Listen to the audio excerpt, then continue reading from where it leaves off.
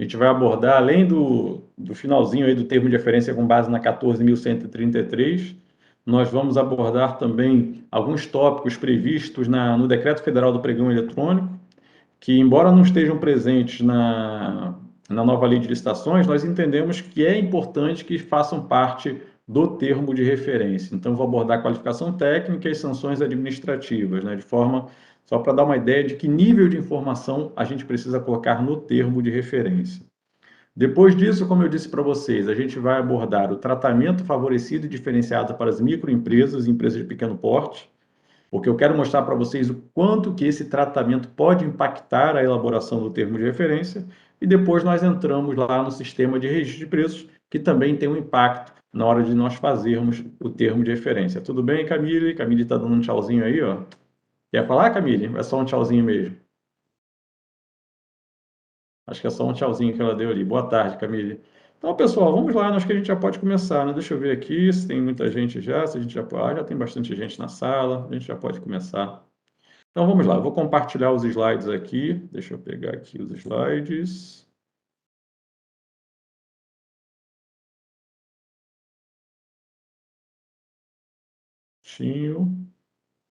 Exatamente onde nós paramos ontem. Deixa eu colocar aqui em formato de apresentação. Pronto. Então, só para nós nos lembrarmos, né? Ontem nós percorremos o termo de referência.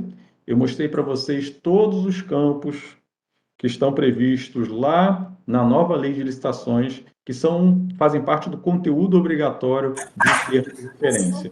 O que eu procurei mostrar para vocês?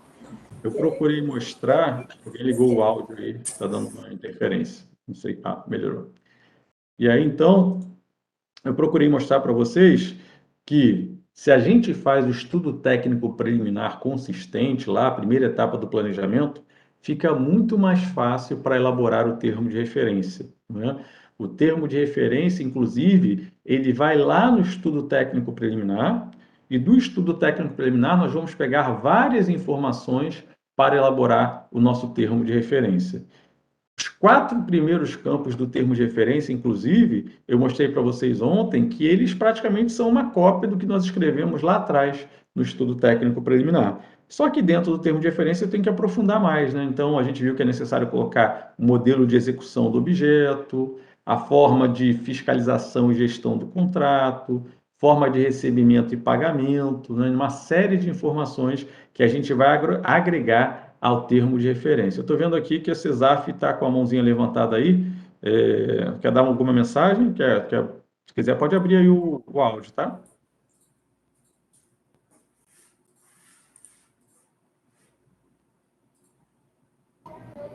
Acho que foi sem querer.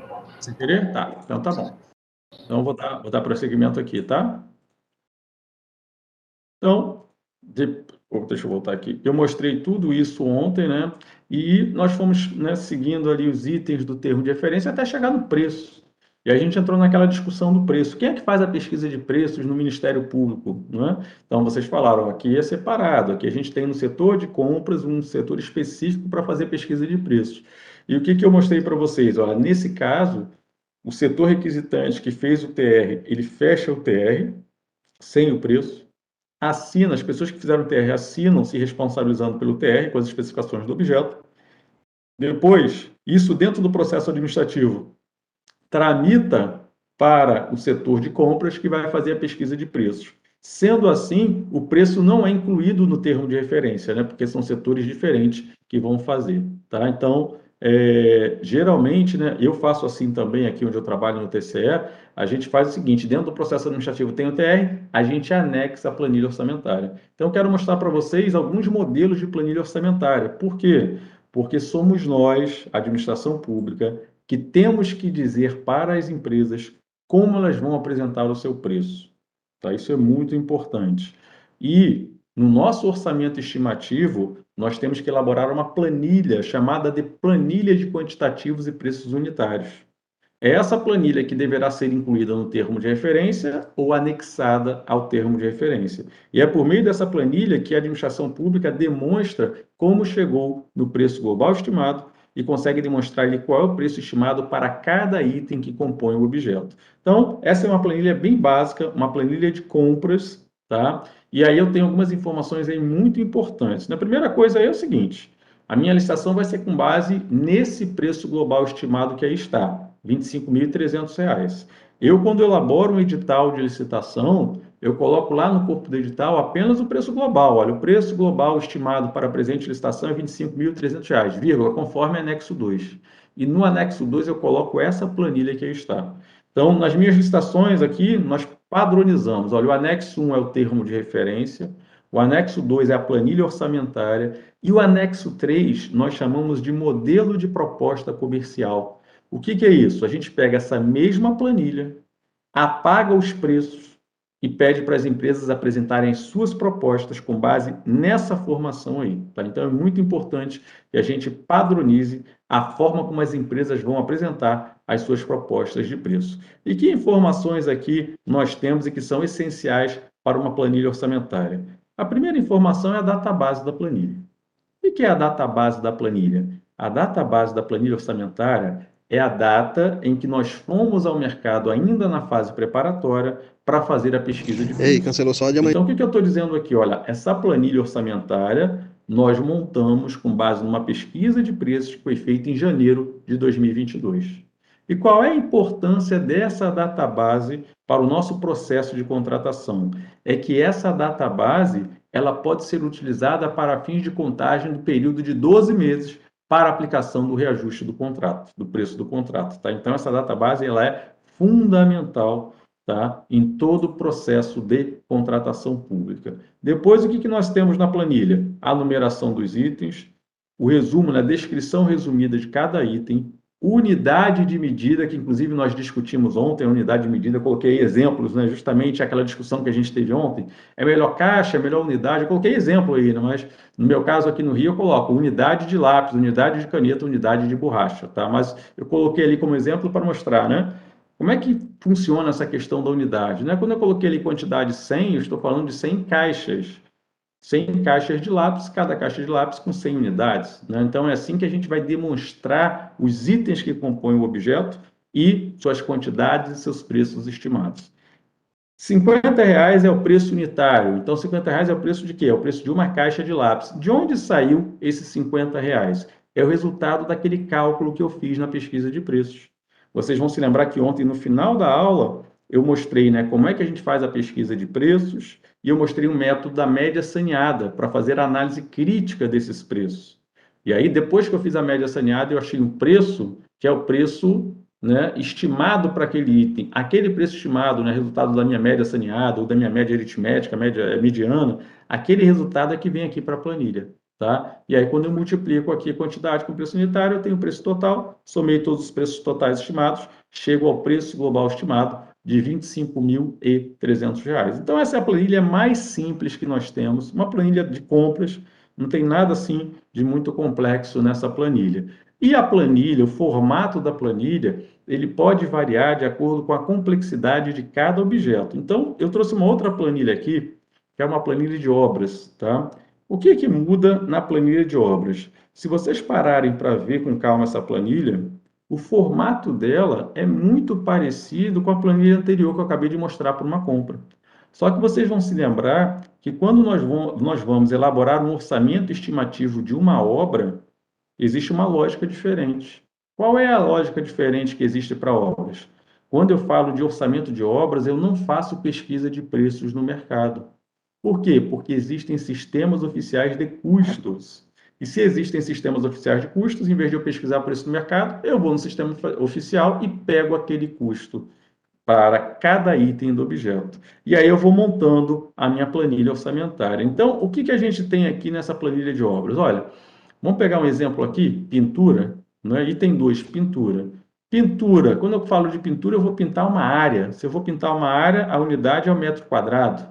Aí eu vejo lá no projeto básico que é necessário pintar 200 metros quadrados. Vou lá no sistema de custos, e o exemplo que eu dei foi Sinap, né? Então eu vou na Sinap, pego R$ 25. O que é R$ 25? É o custo para pintar 1 metro quadrado com esse tipo de pintura aí, que multiplicado por 200 dá R$ 5.000. R$ 5.000 é o quê? É o custo estimado da pintura para essa obra. Somo todos os custos e, ao final, o que eu tenho aqui não é o preço total, porque eu somei custos. Eu até comentei isso com vocês, um somatório de custos. E é por isso que toda a planilha de obras e de serviços de engenharia, eu tenho que acrescentar ao final uma coisa chamada BDI. O que é BDI? Benefício e despesas indiretas. Por quê? Porque uma coisa é o custo, outra coisa é o preço. Vou dar o exemplo da pintura. O que está dentro do custo unitário de R$ 25? Salário do pintor, encargos sociais do pintor, custo da tinta para pintar o metro quadrado e custo de depreciação do material de pintura. É isso que nós temos nesses R$ 25. Mas se a gente parar para refletir, uma empresa, quando for realizar o serviço de pintura, não é só isso que ela vai gastar. Ela tem custos administrativos gerais, ela vai ser tributada pelo governo. E tem mais, essa empresa quer colocar dinheiro no bolso, ela quer ter o lucro dela. Então, essas coisas todas, ela vai incluir no final da planilha, numa rubrica fechada chamada BDI, benefício e despesas indiretas. Então, benefício é o lucro que a empresa pretende ter para executar aquela obra, e DI são as despesas que incidem indiretamente sobre aquela obra, para ao final nós chegarmos aqui no preço global estimado para a obra ou serviço de engenharia. Antigamente, né, o BDI é variável, né, um percentual variável, depende de vários aspectos. Qual é o local de execução, qual é o porte da obra, qual é o regime de tributação da empresa. Antigamente, quando a gente fazia a licitação para obras e serviços de engenharia, nós não exigíamos o detalhamento do BDI. A empresa que desse o menor preço global ganhava com o BDI dela, acabou. De um tempo para cá, o Tribunal de Contas da União, assim como outros diversos tribunais de contas, começaram a exigir que o BDI seja aberto, decomposto. Então, hoje, quando eu faço uma licitação de obras e de serviços de engenharia, eu exijo, sempre exijo no edital, que a empresa apresente a composição do BDI. Como é que ela chegou naquele percentual que ela apresentou lá durante, né, a realização do certame licitatório, tá? Então, é assim que funciona para obras e para serviços de engenharia. E aí vem uma informação também importante aqui. Quando nós vamos montar o preço estimado de uma contratação pública, é muito importante vocês saberem que existem dois tributos que não podem aparecer em nenhuma precificação de contratação pública. Quais são os dois tributos? Imposto de renda à pessoa jurídica e contribuição social sobre o lucro líquido. Por quê? Porque esses dois tributos, eles são, de acordo com o Código Tributário Nacional, de característica ou de natureza direta e personalística, o que significa dizer que a empresa não pode repassar esses dois tributos para a administração fazer o pagamento. Então, se vocês encontrarem algum dia, se vocês encontrarem ou um orçamento feito pela própria administração, ou uma proposta de uma empresa, de um contrato, com esses dois tributos na formação de preço, é indevido.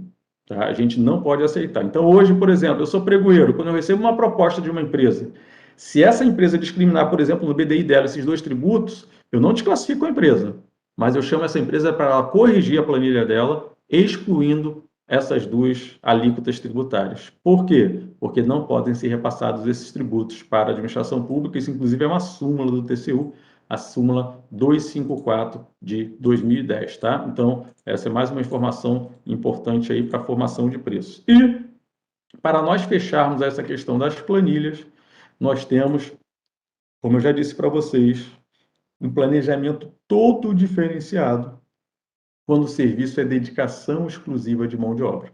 Toda vez que nós vamos contratar um serviço demo, dedicação exclusiva de mão de obra, o que eu disse para vocês? Olha, o rito do planejamento é diferente, porque eu tenho que escolher uma convenção coletiva de trabalho, eu vou montar o termo de referência com algumas regras específicas. Eu até mostrei essas regras ontem aqui, na questão da conta vinculada, fato gerador, responsabilidades que a administração vai ter. A precificação é diferente, porque a empresa vai precificar com base nos salários dos profissionais, e esses salários eu pego lá da convenção coletiva de trabalho. Então, o rito é todo diferenciado. E, especificamente, a planilha orçamentária, ela tem que ser subsidiada pela planilha cujo modelo está no anexo 7D da Instrução Normativa 05 de 2017. Se vocês forem lá na IN 05, mas a IN 05 é do governo federal, não é? Mas no Brasil inteiro é essa planilha que é exigida para a formação de preços de serviços demo. É um modelo de planilha que hoje, esse modelo é dividido em módulos, existem lá 6 módulos, tá? São esses módulos que aqui estão, tudo começa pela remuneração, depois temos os encargos e benefícios, provisionamento para rescisão de contrato de trabalho, tem o provisionamento para reposição do profissional ausente, os insumos diversos que envolvem, né, abrangem uniformes, materiais e equipamentos, e o módulo 6, que são os custos indiretos, o lucro e o tributo, e os tributos. Aí vem uma pergunta, para que serve essa planilha?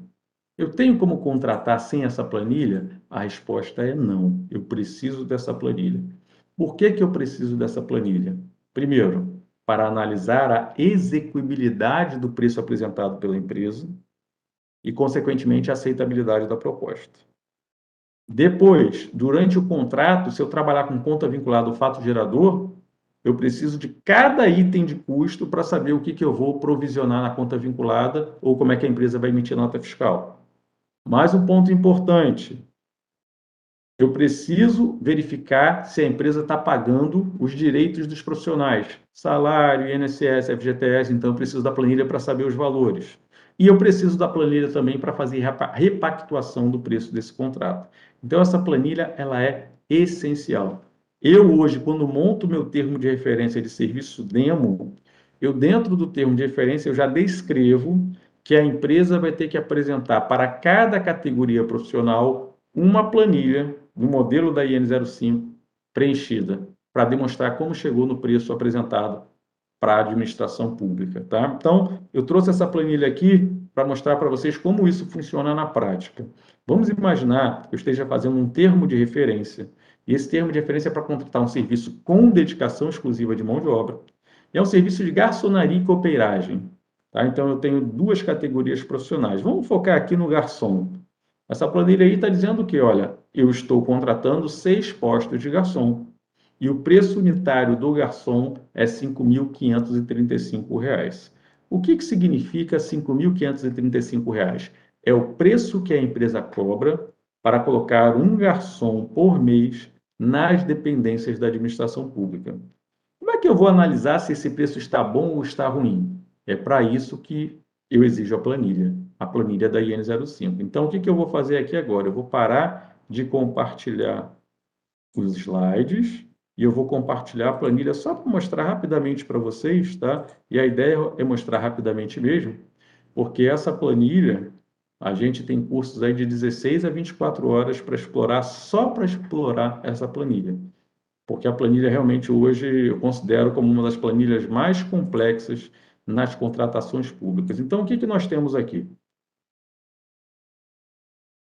Nós estamos falando de uma contratação, tá? A Leandro até colocou saudades dessa planilha. Olha, eu não tenho saudade da planilha não, tá? Mesmo porque não deixam eu ter saudade, eu trabalho com ela quase todo dia. É uma trabalheira danada. Então, o que acontece aqui? A empresa está cobrando R$ 5.535 pelo garçom. Eu preciso saber como é que ela chegou nesses R$ 5.535. Ela apresenta lá, olha, essa planilha é só do garçom. Ela está pagando R$ 2.000 de salário para o garçom. Ela faz um provisionamento aqui, ó. Ela provisiona 13º salário, férias adicional de férias, tá? O Leandro falou, analisamos mais de 800 planilhas no ano passado. Caramba, é muita coisa, hein? Bastante coisa. A título de curiosidade, eu trabalhei no Ministério Público do Rio de Janeiro de 2006 a 2014. Eu tinha cabelo quando eu trabalhava lá no Ministério Público. E aí eu fiz parte da equipe de apoio e eu só analisava essas planilhas. Analisava essas planilhas quase todo dia, né? Aí eu fiquei, né? Fiquei assim, né? Mais ou menos. Isso aqui é culpa das planilhas, tá? Culpa das planilhas. Mas vamos lá. Eu falei para vocês ontem que na nova lei de licitações eu posso escolher qual o modelo de gestão para esse tipo de contrato, se vai ser conta vinculada ou fato gerador. Se lembram que quando eu expliquei a conta vinculada, o que eu expliquei para vocês? Olha, todo mês a empresa cobra o preço cheio, só que a administração pública pega 1/12 do 13º e deposita na conta vinculada. Se lembram que eu falei isso? Olha aqui, ó. 1/12 aqui deu 166,60. Então, se eu estivesse trabalhando com conta vinculada aqui, a empresa teria dado uma nota fiscal de R$ 5.535, mas eu não pagaria R$ 5.535 para a empresa, porque eu teria que pegar essa planilha e olhar cada provisionamento para depositar na conta vinculada. Então, esses 166 eu não pago para a empresa naquele mês. Eu pego 166 e deposito na conta vinculada. Todo mês eu vou depositando esse valor na conta vinculada. Quando chegar na hora de a empresa dar férias para o João, pagar o 13º para o João, que é o funcionário dela, aí a empresa vai pedir para retirar esse valor. Aí ela vai retirar os 12 lá para poder fazer o pagamento para o João. Tá? Então, essa é a dinâmica da conta vinculada. Só consigo lidar com conta vinculada ao fato gerador se eu tiver essa planilha aí. Tá? Aí, descendo mais um pouquinho aqui, nós temos toda a parte de encargos sociais, olha, o INSS, FGTS. Nós temos aqui os benefícios, vale alimentação, vale transporte. Aqui nós temos, né, provisionamento estimativo de rescisão de contrato de trabalho, né, se a empresa tiver que pagar aviso prévio para os profissionais. Temos aqui um outro provisionamento para a necessidade de a empresa fazer cobertura de falta de profissionais, ausência de profissionais. Temos o módulo 5 com todos os insumos.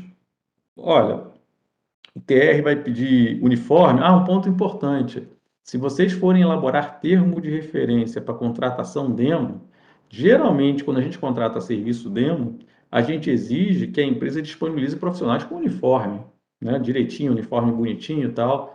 É importantíssimo que no termo de referência vocês especifiquem o tipo de uniforme. Não adianta só falar que a empresa tem que disponibilizar os profissionais devidamente uniformizados. Isso não serve. Isso é subjetivo. Então, dentro do TR, eu tenho que dizer, ó, é uniforme, quantas peças de camisa, como é que é a camisa, tem que dizer tudo bonitinho lá no termo de referência. E é com base nisso que a empresa vai fazer uma memória de cálculo e vai apresentar aqui o preço dos uniformes, tá? Isso é bem importante. Temos aqui os materiais, temos os equipamentos, e no final aqui o módulo 6, nós temos todos os custos indiretos da empresa, o lucro que a empresa pretende ter para executar o serviço e os tributos. No final, olha aqui que eu encontro, exatamente o preço que a empresa cobra. Então, por meio dessa planilha, a empresa demonstra à administração pública como que ela chegou no preço que ela está cobrando, que é o preço de R$ 5.535, né? Deixa eu ver aqui no chat, né, que já estão falando aqui que meus cabelos são fujões, né, Cláudia? Meus cabelos fugiram, sumiram, né? Aqui tem uma questão colocada pelo Faustone, olha, seria recomendável um setor, área específica só para cuidar desses contratos de locação de mão de obra ou serviços demo? Olha, Faustone, não vejo necessidade de ter um setor só para isso, tá? Inclusive, nos lugares onde eu trabalhei, tanto no Ministério Público quanto no TCE, nós não temos, nenhum dos dois órgãos tem setor especificamente para trabalhar com serviços demo. Porém, eu preciso de pessoas especializadas em serviço demo para fazer a gestão desses contratos. Então, vou te dar um exemplo. No TCE, nós temos uma coordenadoria de gestão de contratos. Aproximadamente 8 pessoas fazendo gestão de todos os 300 contratos do TCE.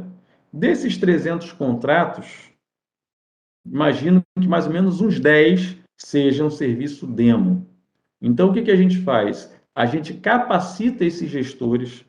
Os 8 gestores têm curso de planilha, sabem lidar com a planilha, entendem, né, dessa dinâmica das responsabilidades. Eles foram capacitados para trabalhar com serviços demo. Então, a gente distribui esses contratos, tá, para esses gestores. Inclusive, lá no TCE, eles fizeram algo que eu achei muito bacana. Não sei lá quem teve a ideia, mas eu achei muito bacana. Para cada tipo de contrato, para cada contrato, eles dão um peso de acordo com a complexidade de gestão do contrato. E aí, então, eles distribuem esses contratos para os 8 gestores de acordo com o peso. Então, você não vai ter um gestor com um contrato de limpeza e outro contrato de vigilância, que são dois mais complexos que nós temos. Então, um gestor vai pegar o de limpeza, outro vai pegar de vigilância, que é peso 10. Tá? Então, provavelmente, o cara que vai pegar limpeza, que é mais pesado, vai pegar um contrato ali mais simplesinho, que é peso 1, peso 2. Tá? Então, a distribuição é feita assim para não sobrecarregar ninguém. Então, resumindo, eu não vejo necessidade de ter um setor específico só para serviço demo, porém, eu vejo uma extrema necessidade de termos pessoas capacitadas para trabalhar com a gestão dos contratos demo. Tá? Outra pergunta aqui. Mais designação de um serviço responsável só para isso, um gestor só para esse tipo de contrato? Aí eu entendo que nós precisamos de ter um gestor para esse contrato e esse gestor precisa ser especializado em serviço demo. Não esquecendo que quando é serviço demo, nós temos uma fiscalização a mais, uma fiscalização que é obrigatória, que é a fiscalização administrativa. O que é a fiscalização administrativa? Todo mês eu tenho que fiscalizar para ver se a empresa está pagando o salário dos profissionais, depositando em INSS, FGTS. Então, isso dá um trabalho muito grande para a administração. Então, quando for serviço demo, eu preciso ter pessoas capacitadas para fazerem isso, tá? Então, fechando aí, não vejo necessidade de um setor, mas de pessoas para fazerem todas essas tarefas que envolvem o serviço demo. Marcos coloca aqui, a estimativa de preço para serviços contínuos demo tem alguma inovação em relação à prática atual? Olha, Marcos, eu não sei qual é a prática atual que vocês executam aí, né, no Ministério Público. Quais são as duas formas de nós montarmos o preço, o orçamento estimado para esse tipo de contratação que é serviço demo, né? Ou eu faço a pesquisa de preço no mercado normalmente, ou eu utilizo o método do autopreenchimento, né? Eu já fiz das duas formas. Comecei fazendo pesquisa normalmente, vi que não dava certo, e depois que a gente começou a fazer o autopreenchimento, que inclusive é previsto na IN05, nossa qualidade de trabalho, de contratação mudou, melhorou muito, tá? Então, eu oriento que vocês façam o autopreenchimento, tá? Pesquisa de preço tradicional. Vocês vão pesquisar com fornecedores. Fornecedor, o que o fornecedor vai fazer? Não vai preencher a planilha direito, vai jogar o preço lá para cima. Vai jogar o preço lá para o alto mesmo. E aí você começa a ter preços totalmente fora da realidade. Se você for pegar preço em painel de preços, em outras contratações, o serviço sempre tem singularidades, né, que podem impactar o preço. Então, não é a melhor medida de preço para vocês pegarem. E aí você fica com um preço que não corresponde à realidade. E o autopreenchimento é o quê? O autopreenchimento, você vai pegar o seu termo de referência com as especificações do objeto, vai pegar uma convenção coletiva, vai pegar a planilha e vai preencher a planilha com base nessa convenção coletiva e nas informações do seu TR. Você preenche a planilha estimada. Então é isso que a gente faz no dia a dia, nas nossas contratações, em todas as contratações NEMO, nós fazemos o autopreenchimento para chegar no preço estimado, tá? Então, como o Leandro colocou aqui, o nome já fala tudo, não é o demo, né? Serviço demo, exatamente, não faltou o NIO, né? A Eline colocou, Wellington, prepare-se e conte comigo, meu amigo. Pelo que eu vi, o Wellington vai ter que trabalhar com serviço demo, já trabalha com serviço demo, né? O Williton colocou aqui, mas e a parte dos preços dos uniformes e materiais? Uniformes e materiais, a gente vai fazer uma pequena pesquisa de preços. Geralmente, eu monto uma memória de cálculo, tá? Uniforme, por exemplo, eu tenho lá no termo de referência, né, a especificação do uniforme. Eu faço uma rápida pesquisa de preços na internet mesmo, monto uma planilha com a memória de cálculo e rateio isso pelas planilhas dos profissionais. É assim que eu faço. Materiais, duas formas de fazer também. Ou eu monto essa memória de cálculo, ou eu pego meus contratos anteriores com o mesmo objeto, vejo quanto é que as empresas colocaram e faço uma média, atualizo. Então, são duas formas de fazer, né, de preencher os valores, alocar os valores dessas rubricas aí, uniformes, materiais e insumos também, né? Tá? O Leandro coloca, seria um paradigma para nós esse tipo de estimativa, né? Olha, isso está previsto na IN05, acho que vale muito a pena vocês começarem a pensar, em vez de ficar 30 dias esperando cotação de preço, você faz isso, eu faço isso aí muito rápido, né? Pegar uma convenção coletiva, rapidinho a gente faz, né? Monta a planilha, tá? Já tem as planilhas prontas, é só jogar os valores, então isso adianta, acelera demais o processo de contratação. Pessoal, eu acabei de lembrar agora, tá, de uma informação que eu tenho que dar para vocês. Eu iria começar a aula falando isso para vocês, tá? Mas hoje não estou muito 100%, não. Fui tomar a tal da vacina da Covid ontem, né? Tomei a vacina da Covid ontem de manhã, junto com a vacina da influenza. E aí o revertério foi total essa noite. Essa noite eu passei mal pra caramba, ainda estou né, me recuperando, mas a vacina veio pesada, né? E aí eu tinha que ter dado uma informação para vocês hoje cedo, quando a gente começou a aula, porque a gente debateu ontem o tal do banco de preços, se lembram disso? Usa ou não usa o banco de preços?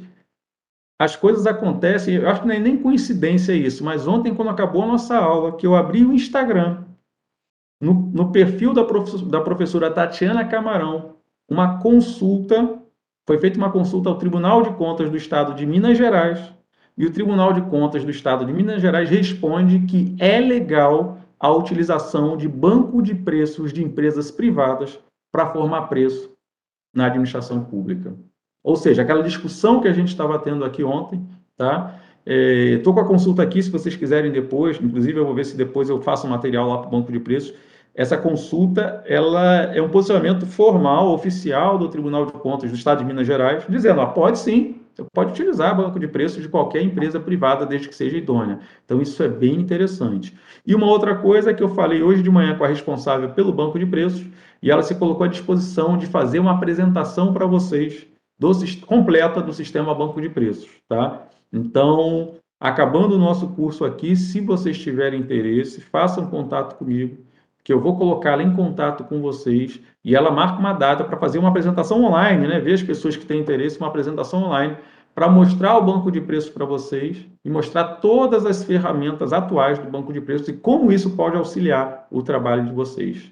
Bacana? Então, se vocês quiserem, hoje, né, no final, a gente pode ver isso. Aí o Leandro colocou aqui. Então, elaborar a média estimativa pelo banco seria uma alternativa viável? Vamos lá. Elaborar a média estimativa pelo banco de preços seria uma alternativa viável? Sim, porque o banco de preços hoje ele tem acesso a todos os parâmetros de pesquisa previstos na legislação. Então, você consegue diversificar a sua pesquisa pelo banco de preços. Só usando a ferramenta banco de preços, você consegue diversificar a sua pesquisa. Painel de preços, contratações similares, notas fiscais, internet, consulta a fornecedores. Tá? O Renato faz uma pergunta aqui. Na planilha de custos deve haver previsão para pagamento de horas extras? Renato, hora extra é aquele pagamento se acontecer. Se eu tiver necessidade de um mês, eu pago. Se eu não tiver necessidade, eu não pago. A empresa não executa a hora extra e eu não pago. Se é uma coisa que pode acontecer ou não, não pode entrar aqui nessa planilha. Mas se eu tiver previsão de hora extra, eu faço uma planilha à parte. Tá? Então, assim que eu fazia, por exemplo, no Ministério Público. No TCE não tem nenhum contrato com hora extra. Tá? No Ministério Público eu fazia assim. A gente fazia a planilha da categoria profissional, tá? Fazia uma estimativa de horas extras, de quantidade de horas extras, provisionava isso, e aí montava a hora extra, uma planilha à parte de hora extra. É como se a gente reservasse um valor específico para pagar a hora extra quando fosse necessário, tá? Renato, quer falar? Sim, no caso eu teria então que fazer mais ou menos como eu faço com a diária, precificar o valor da hora, porque como é um evento que pode acontecer, eu tenho que estar com ele precificado antes de acontecer. Eu não vou precificar o valor quantitativo que eu vou ter, mas eu tenho que precificar o valor unitário para que eventualmente eu faça o pagamento. Seria mais ou menos isso. Eu vou até falar um pouquinho mais, tá, Renato? Eu faço a precificação da hora. Como é que eu faço a precificação da hora? Pego essa planilha, que já tem o preço do posto, tá? Se a categoria profissional está em carga horária de 44 horas semanais, para achar o valor da hora, basta dividir por 220. Se a categoria profissional tem carga horária de 40 horas semanais, para achar o valor da hora, basta dividir por 200. Então, eu faço essa divisão e acho o valor da hora. Essa é a hora normal. Aí você vai jogar lá para provisionar a hora extra, você tem a hora extra de 50%, você tem a hora extra de 100%, e aí eu faço uma estimativa de quantidades também de hora extra, tá? Com base em históricos passados. E aí eu jogo esses valores, vou chegar no montante, o montante fica reservado. Pode ser que acabe o contrato e eu nem use, mas está lá reservado. Quando eu tiver necessidade, eu pago aquele valor da hora naquele mês. Tranquilo? Tá? Deixa eu ver aqui se tem mais alguma questão.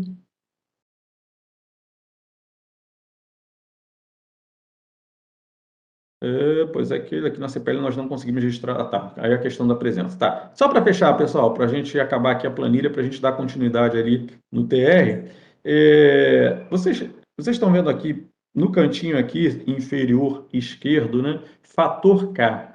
O que é fator K? Fator K aqui está dando 2,76.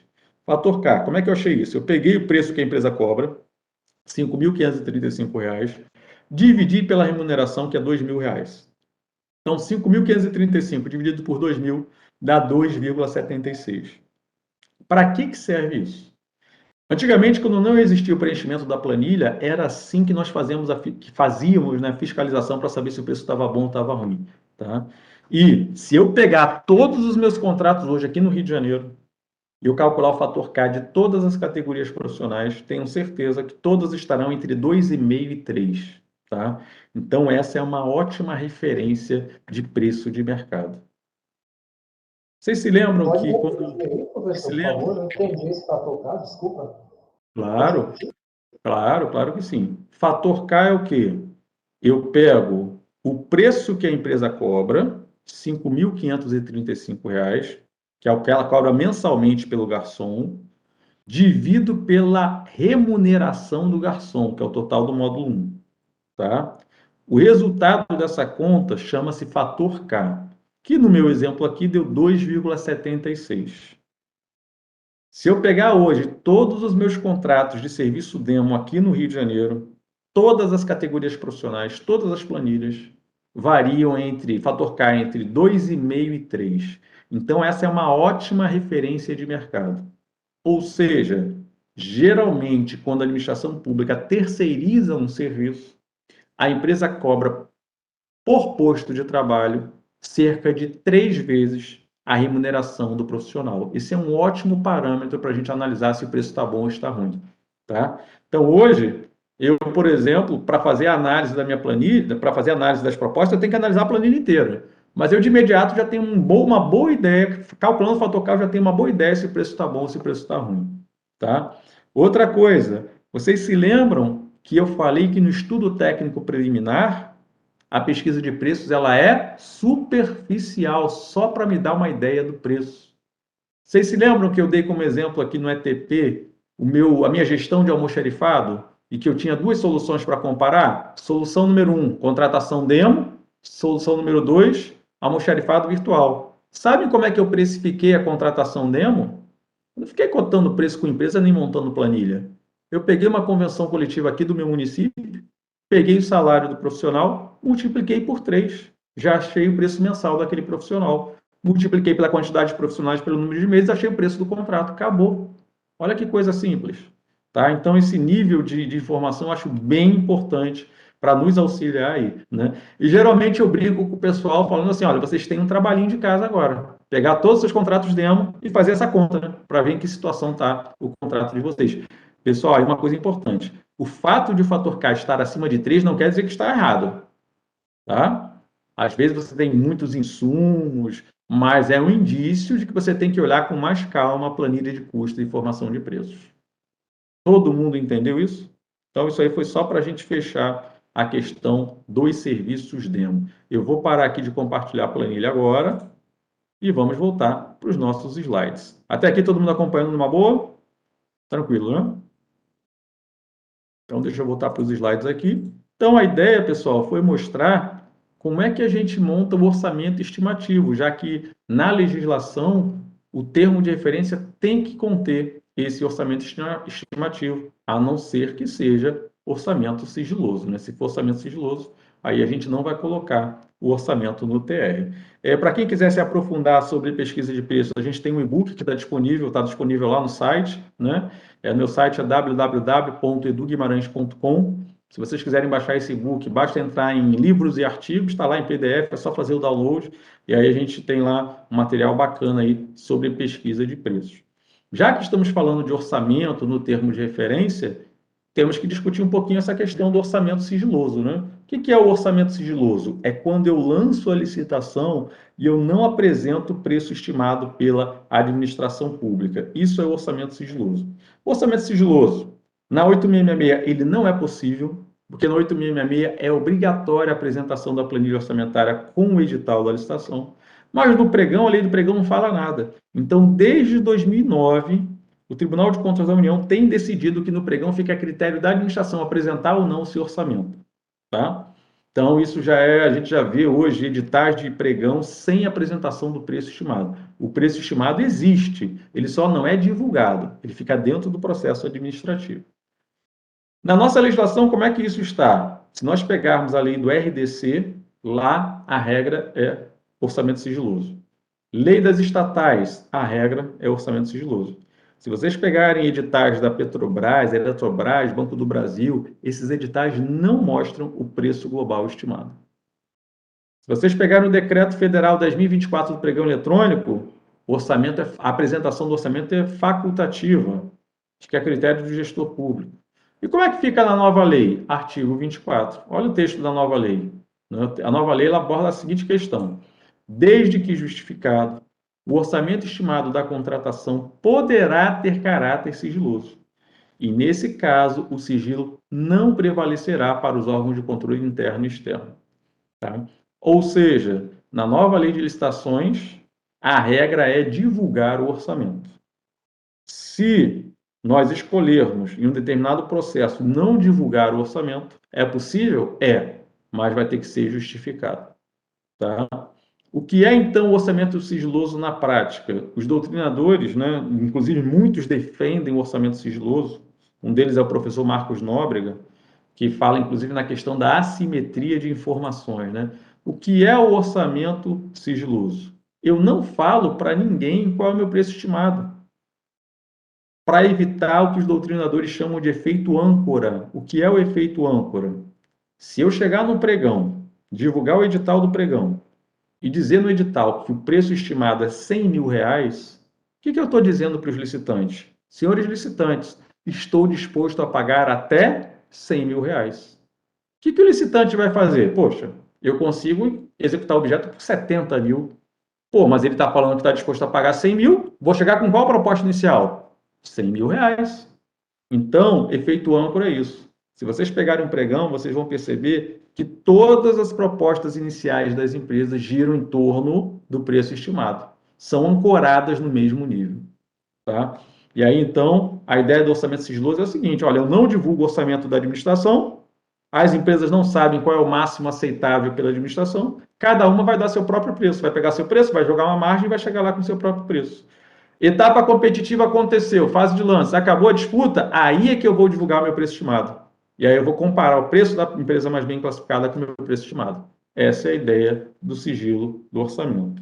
De acordo com o professor Marcos Nóbrega, esse livro que eu falei para vocês que é muito bacana, que ele escreveu junto com os outros dois autores, ele considera a seguinte situação: numa licitação pública temos uma grande assimetria de informações.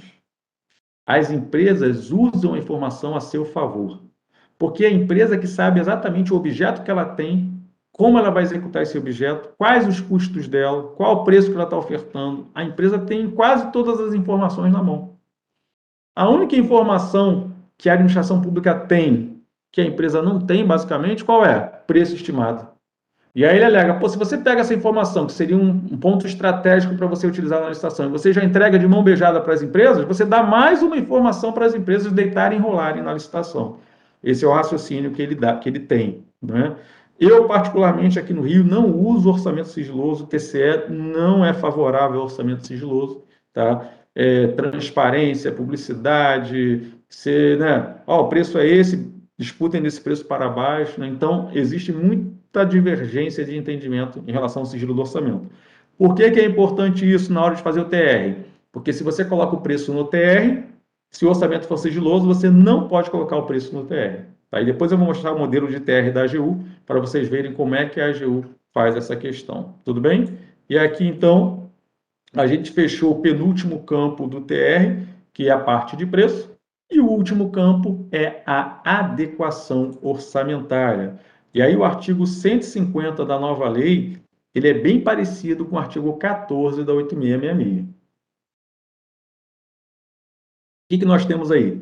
Nenhuma contratação será feita sem a caracterização adequada de seu objeto e sem a indicação dos créditos orçamentários para pagamento das parcelas contratuais vincendas no exercício em que for realizada a contratação, sob pena de nulidade do ato e de responsabilização de quem lhe tiver dado causa.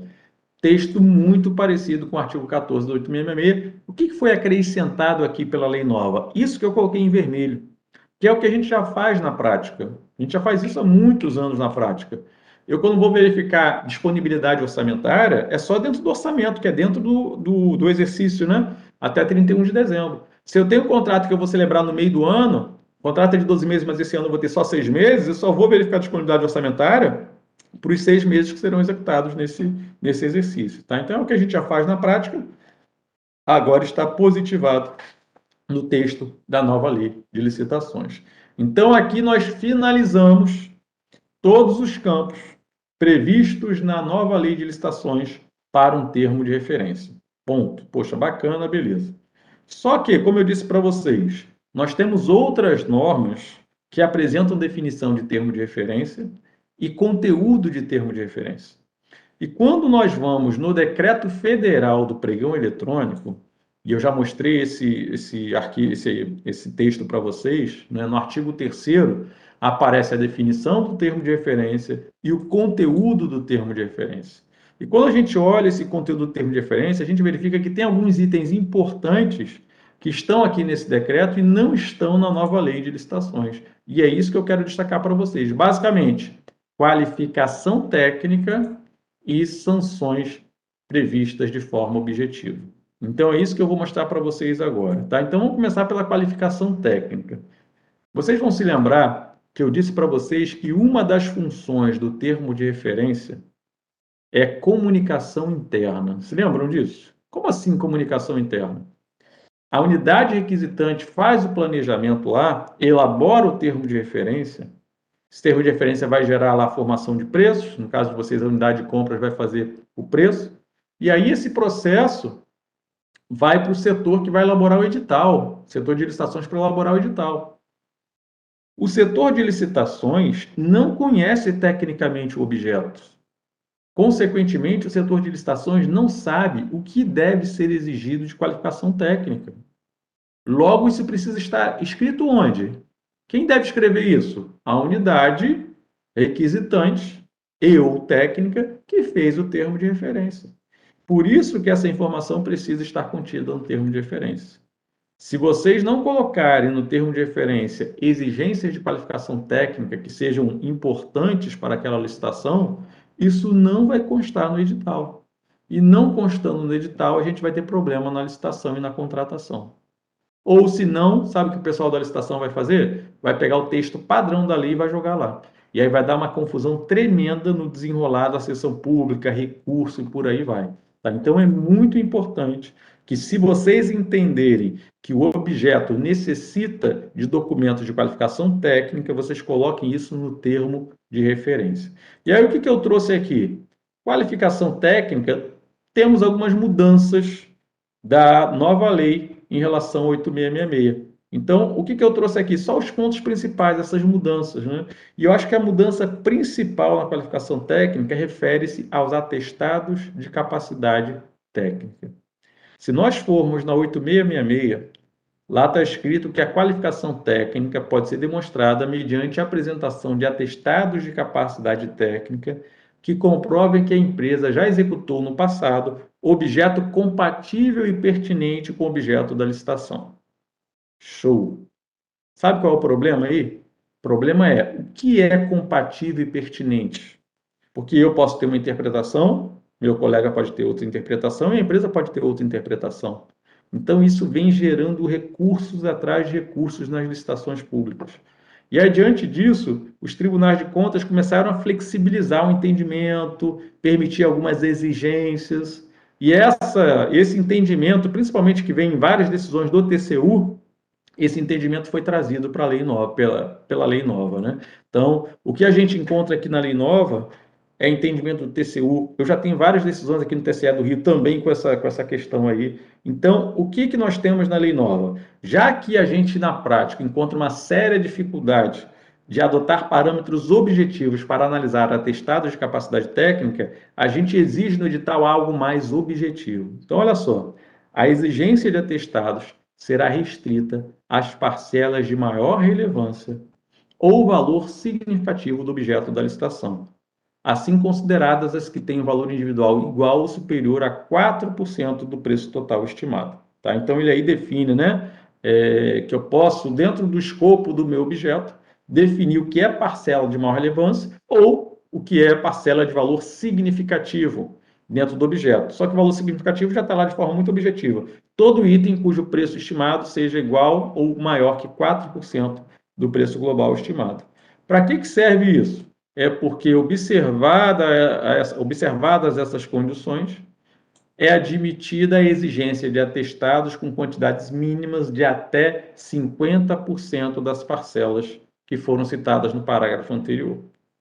Resumo: o que significa isso? Vou contratar um serviço de limpeza. Fiz o meu termo de referência. Tá? Termo de referência para fazer limpeza predial no prédio do meu órgão público, que tem 10.000 metros quadrados. Então, qual é a parcela mais relevante do meu objeto? Limpeza da área do órgão público. Qual é a área? 10.000 metros quadrados. Eu posso chegar no meu edital e exigir que a empresa apresente atestado de capacidade técnica que comprovem que ela já executou pelo menos limpeza em área de 5.000 metros quadrados. Ou seja, 50% da área que eu estou licitando. Todo mundo compreendeu isso?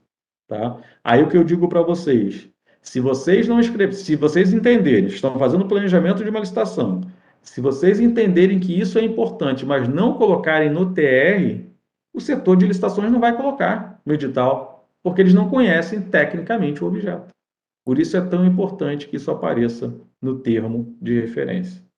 Todo mundo enxergou isso? Tá? Então, mais uma vez, isso não está, né, como conteúdo do TR lá na Lei 14.133. Porém, nós entendemos que é bastante pertinente. Quer ver uma outra coisa? Vou fazer um termo de referência para aquisição de equipamento médico hospitalar. Existe uma norma da Anvisa que dispõe que as empresas que vendem, comercializam, transportam equipamento médico hospitalar precisam ter uma AF, autorização de funcionamento, para poder manusear esse tipo de equipamento. Isso é obrigatório no território nacional. Só que o pessoal de licitações não sabe isso. Quem sabe isso? Quem tem que saber isso? A área técnica. Isso tem que aparecer no TR. Então, no TR eu tenho que colocar isso. Para quando chegar lá na hora de fazer o edital, o pessoal da licitação colocar isso no edital.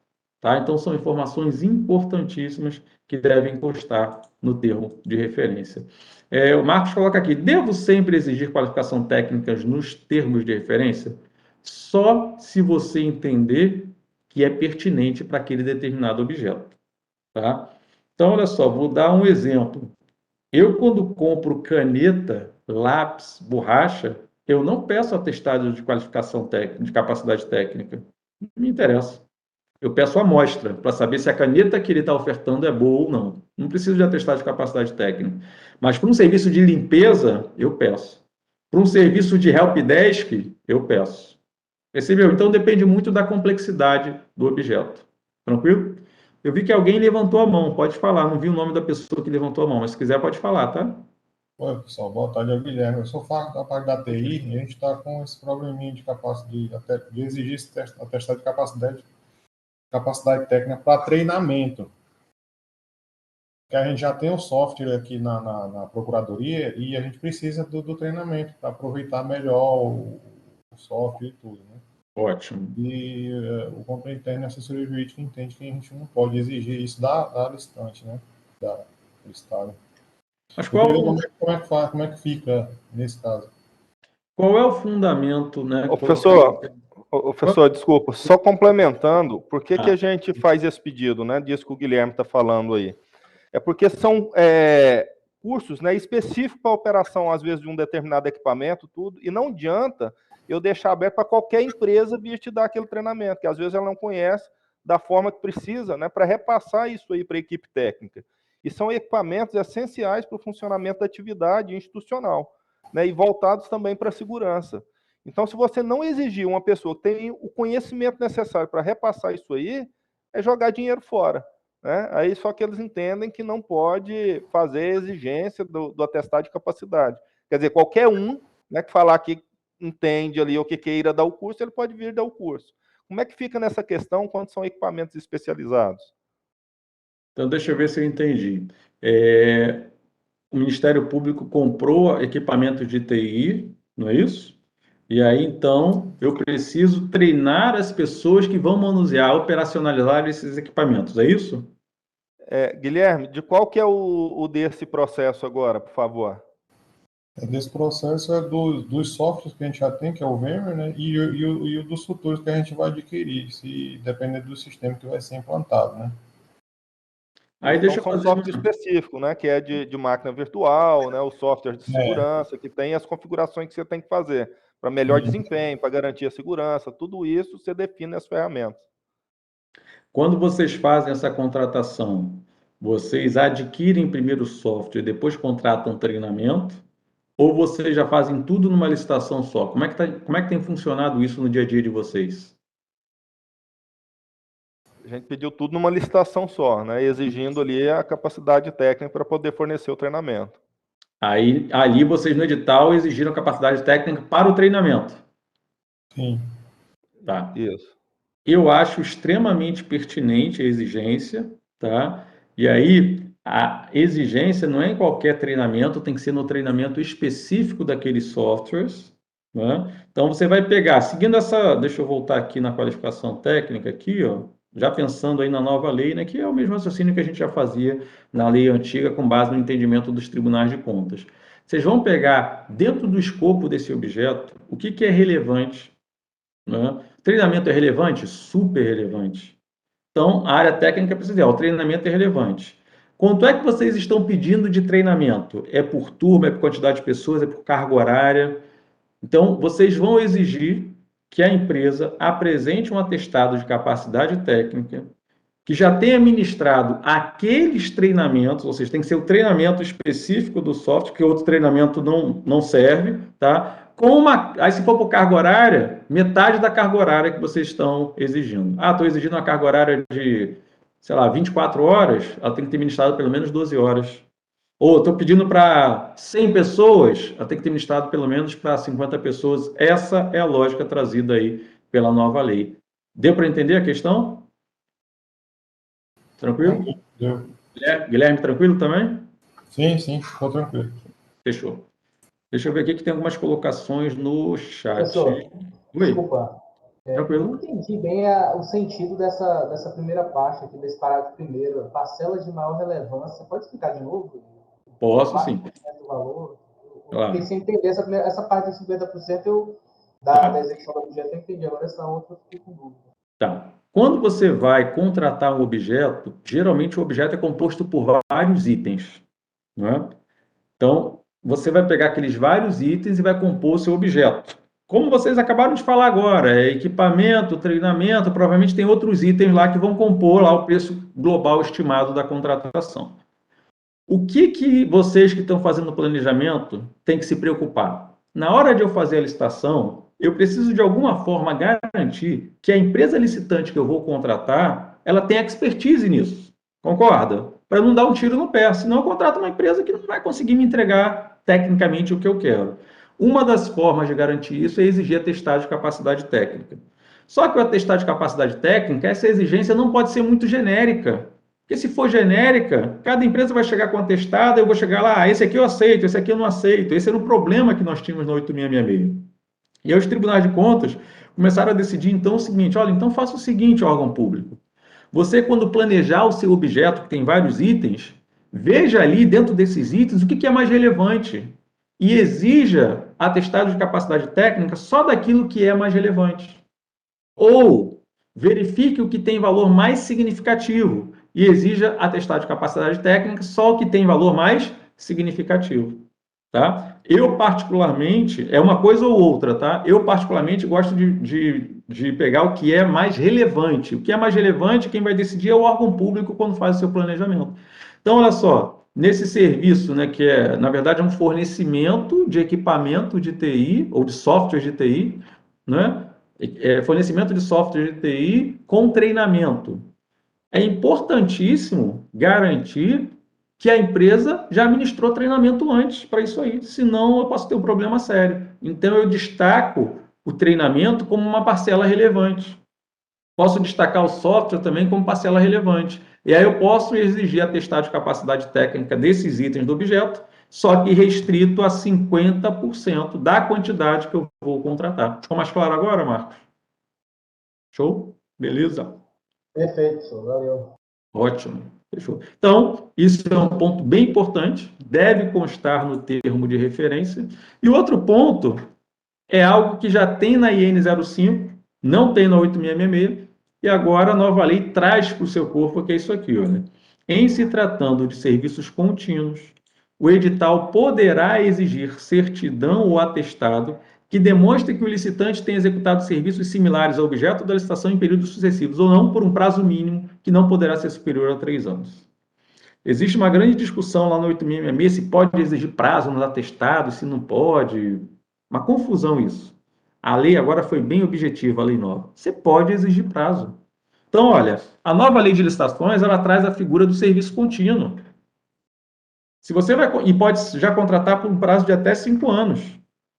Então, se você vai contratar uma empresa, vou dar um exemplo, se você vai contratar uma empresa, licitar um serviço contínuo, um contrato original já de 3 anos, ou de 4, ou de 5 anos, será que essa empresa já prestou serviço assim para algum outro órgão por um tempo mais extenso? Isso pode ser importante. Aí você pode exigir agora isso no termo de referência para constar no edital.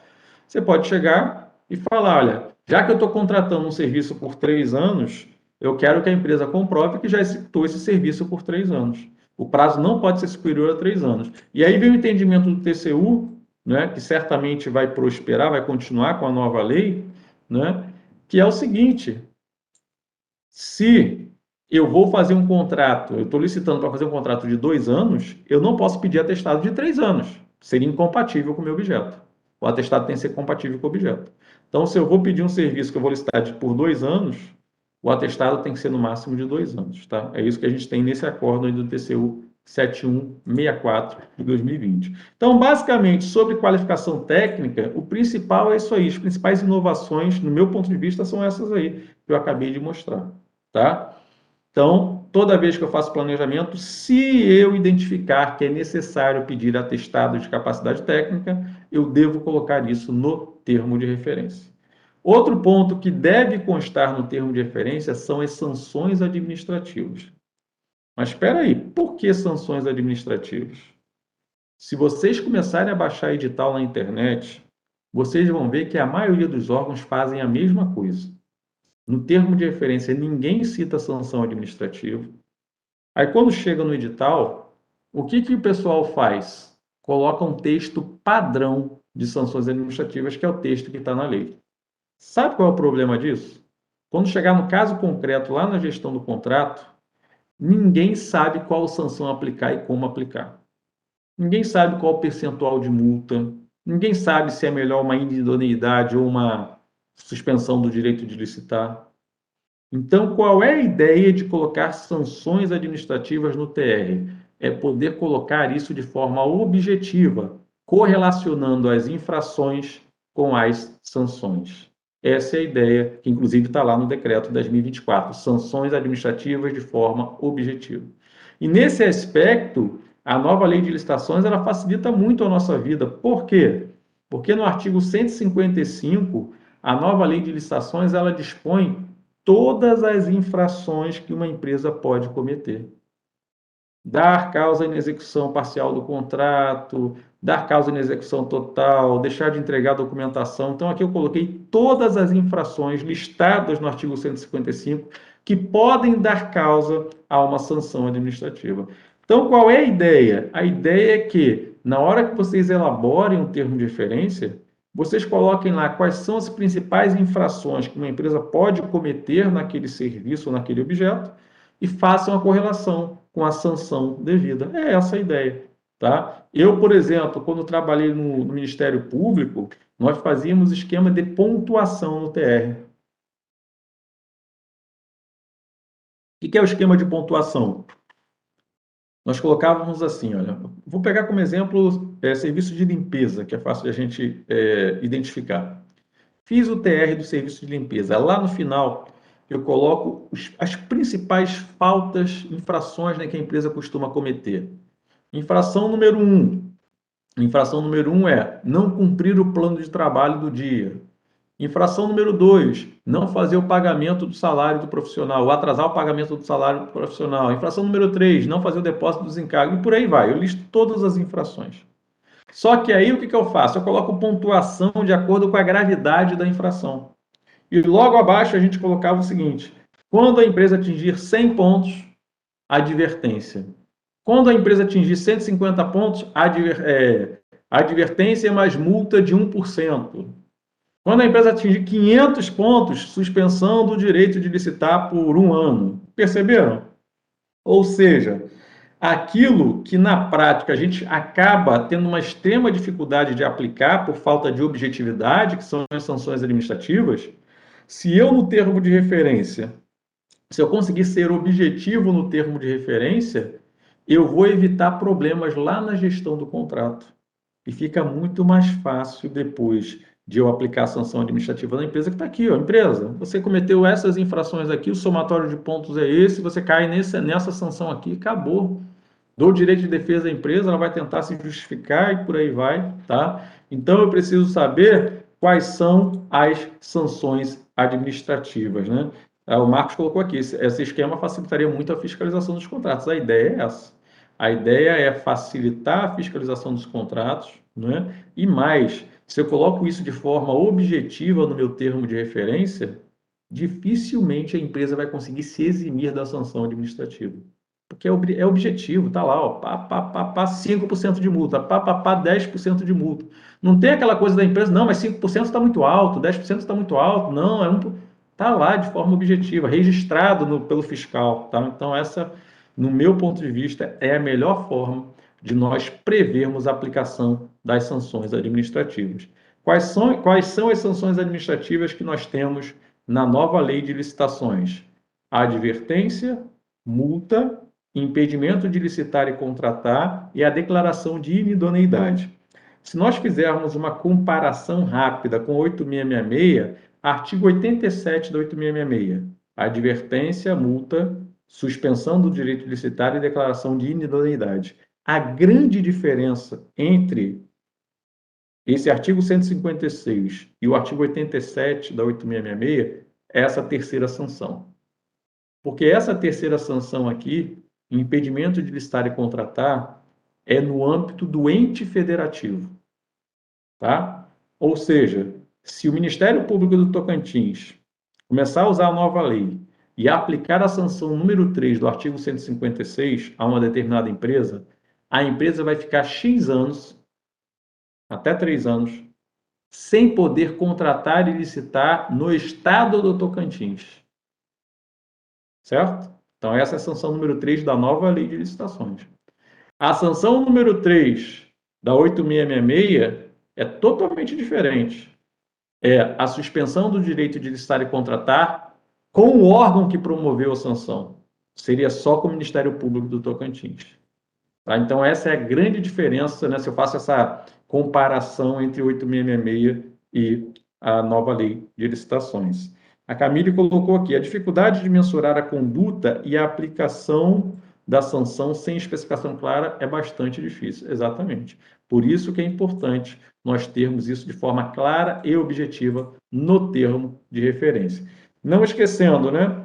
Na aplicação das sanções, eu devo considerar alguns aspectos importantíssimos, natureza e gravidade da infração que é cometida, e aí tem até o princípio da proporcionalidade, peculiaridades do caso concreto, se existem circunstâncias agravantes ou atenuantes, os danos que provierem para a administração pública e a implantação ou aperfeiçoamento do programa de integridade.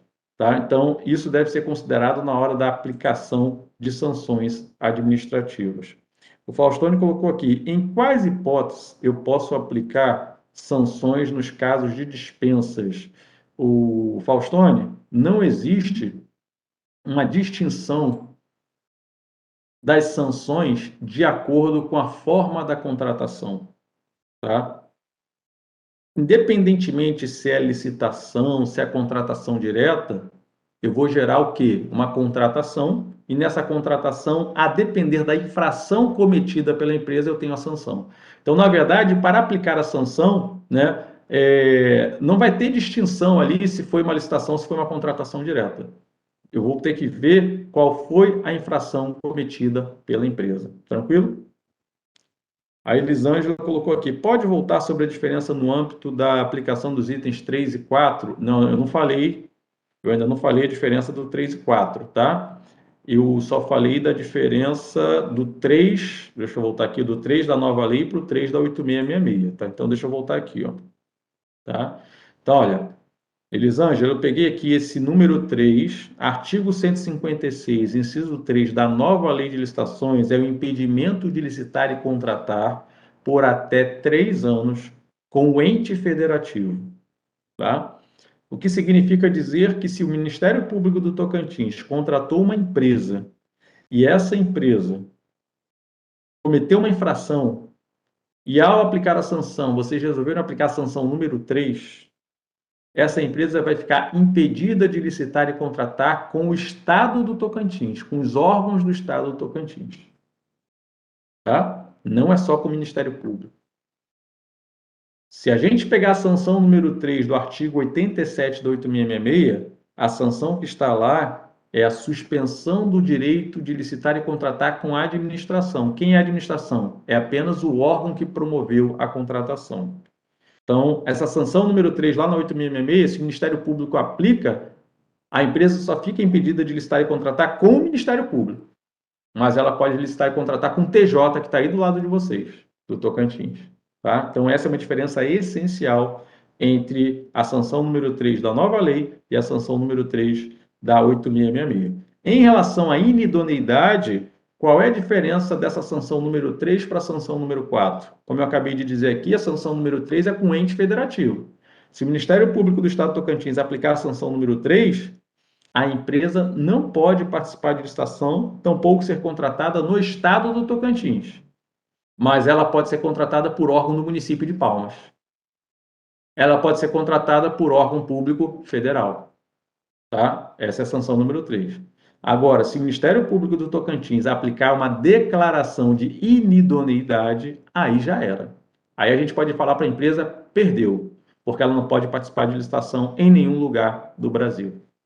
Tá? Então, essa é a diferença entre as abrangências das sanções administrativas. E aqui, só para mostrar para vocês o que temos aí na nova lei, a sanção número 1 é a advertência. A advertência só pode ser aplicada no caso de inexecução parcial do contrato. Tá? Então, foi o que eu falei para vocês. A nova lei apresenta as infrações no artigo 155, apresenta as sanções no artigo 156 e ela faz a correlação infração-sanção. Isso é bem bacana, facilita muito a nossa vida. Multa. Temos uma novidade aqui nas multas na nova lei. Por quê? A multa pode ser aplicada em relação a qualquer das infrações listadas, e aqui temos uma novidade em relação à 8666. A 8666 não estabelece percentual de multa. A nova lei de licitações ela estabelece um intervalo. A multa pode variar de 0,5% a 30%. Tá? Então, a multa pode variar de 0,5% a 30%. Por isso que eu falei para vocês, olha, é muito importante que isso conste no TR. Porque se a multa pode variar de 0,5% a 30%, se a empresa cometer uma infração, qual é a multa que eu vou aplicar? 0,5% ou 30%? Ou 20%? Ou 10%? Ah, não sei. Olha o problema que eu tenho. Se eu coloco isso no esquema de pontuação que eu falei para vocês, acabou. É objetivo. Resolvi a questão. Tá? Então, isso é muito importante. Na aplicação da sanção prevista no inciso 2 do CAPT, que é a multa, né, eu tenho que facultar direito de defesa, né, sempre tem que dar o direito, né, constitucional de contraditória e ampla defesa na hora de aplicar uma sanção, sendo que a lei estabelece o prazo, tá? 15 dias úteis no caso de multa. Tá? Então, princípio constitucional do contraditório e da ampla defesa. O impedimento de licitar e contratar, né, como eu falei para vocês já, a empresa, se cometer uma dessas infrações listadas aqui, tá? Ela fica impedida de licitar ou contratar no âmbito da administração pública direta e indireta do ente federativo que tiver aplicado a sanção, pelo prazo máximo de 3 anos. Ou seja, que eu falei para vocês, se o Ministério Público do Tocantins aplica essa sanção, a empresa não pode participar de licitação de nenhum órgão estadual, Estado do Tocantins. Ela pode participar de uma licitação no município de Palmas, de órgão do município de Palmas? Pode. Ela pode participar de uma licitação de um órgão federal que está sediado em Palmas? Pode. O que ela não pode é participar de licitação de órgão do estado do Tocantins. Alguém quer falar? Como que esse controle é feito para ter essa relação? No portal nacional que haverá essa relação de empresas impedidas? Como é que se consulta hoje? Ótimo. Essa é uma questão que dá muita dor de cabeça para os pregoeiros e para as comissões de licitação. Por quê? Vou te falar como é que eu faço hoje, né? Eu hoje, quando eu faço uma licitação aqui no Rio de Janeiro, quando pregão eletrônico, acontece toda a licitação, eu não sei os nomes das empresas, quando acaba a etapa competitiva, o sistema dá ordem de classificação com os nomes das empresas. Eu tenho que analisar a primeira empresa, né? Aí eu pego o CNPJ da primeira empresa e o nome, aí eu puxo o CICAF dela para ver se tem sanção no CICAF. Eu puxo o cadastro de sanções do TCU, o cadastro de sanções do TCE, eu puxo o cadastro de sanções da CGU. Caramba, eu tenho que puxar 1 milhão de cadastros e pode acontecer de eu não ter pego tudo. É um absurdo isso. E agora, finalmente, a nova lei unificou isso. Tá? Então, quando vocês começarem a utilizar a nova lei de licitações, obrigatoriamente, as sanções administrativas serão lançadas no mesmo lugar, que é o cadastro de empresas inidôneas e suspensas, chamado de SEIS. E se for alguma questão voltada para a corrupção, na lei anticorrupção, lei 12.546, é o CNEP, Cadastro Nacional de Empresas Punidas. O que significa dizer que agora, com a nova lei, todas as empresas que contratarem com a administração pública, se elas forem sancionadas, essa sanção precisa estar registrada nesses 2 cadastros. Logo, vai facilitar a minha vida. Por quê? Acabou lá a etapa competitiva da licitação, peguei o nome da primeira empresa, vou desses 2 cadastros, só olho eles. Se tiver lá a sanção, ótimo, aí eu vejo qual é a sanção, né? Então, vou dar um exemplo. Se vocês aí no Ministério Público do Tocantins, vocês aplicaram essa sanção número 3, aí essa empresa vem aqui para o Rio de Janeiro participar da minha licitação no TCE, eu vou puxar o cadastro dessa empresa no 6. CAIE, Cadastro de Empresas Inidôneas Suspensas. O que eu vou ver? Essa empresa foi punida lá no Ministério Público do Tocantins, mas a punição foi a sanção número 3. Eu posso deixar ela participar da minha licitação? Posso. Porque a sanção número 3 só impede de licitar com os órgãos do Estado do Tocantins. Ficou claro, Marcos? Tranquilo? Tá? Então, é assim que funciona, né? O Wilton até colocou aqui o 6 e o CNEP, né? Hoje já é para ser feito portal, é exatamente isso, portaltransparência.gov.br, tá? Infelizmente, apesar de o cadastro 6 já existir há muitos anos, não é de alimentação obrigatória. Então, tem muito estado, muito município que não alimenta o 6. A partir da nova lei, acabou isso, é obrigatório cadastrar, tá? Aí a gente tem... Eu gostaria de ouvir a resposta em relação a... Seria bom ter um relacionamento para as sanções da UCL. Como é que é? Eu não entendi. Uma pergunta para trás aqui, que eu queria ouvir a sua resposta. Seria bom ter um regulamento para as sanções. Ah, legal. Tem regulamento para registrar as sanções de impedimento? O ideal é que vocês façam o regulamento para aplicação de sanções, tá? Mesmo porque, olha o que acontece. A nova lei de licitações, ela determina que, a partir do momento que vocês utilizarem a 14.133, para vocês poderem aplicar sanção número 3 ou a sanção número 4, vocês precisam formar uma comissão com pelo menos 2 servidores estáveis. E a lei não aprofunda nisso. Consequentemente, vocês precisam de um regulamento para tratar essa comissão, como é que vai ser a operacionalização disso. Então, eu tenho orientado o quê? Aproveite para regulamentar a aplicação das sanções administrativas. Aí você cria nessa sanção a comissão, você coloca lá como essa comissão vai atuar, quais são as atribuições dos membros da comissão, tá? Então, esse é um ponto importante aí da nova lei de licitações. Tranquilo? Tá? Então, deve sim ser regulamentada a aplicação das sanções na nova lei, embora, como é que eu estou mostrando aqui para vocês, a nova lei foi bem objetiva, tá? Muito melhor do que 8666. Infrações, sanções, né? em que correlação entre elas, bem minucioso aí, né, qual é a abrangência de cada sanção administrativa. O que vocês vão precisar regulamentar é a operacionalização disso, né, e principalmente a comissão com as suas atribuições. Bacana? E aqui a declaração de inidoneidade, que é a sanção número 4.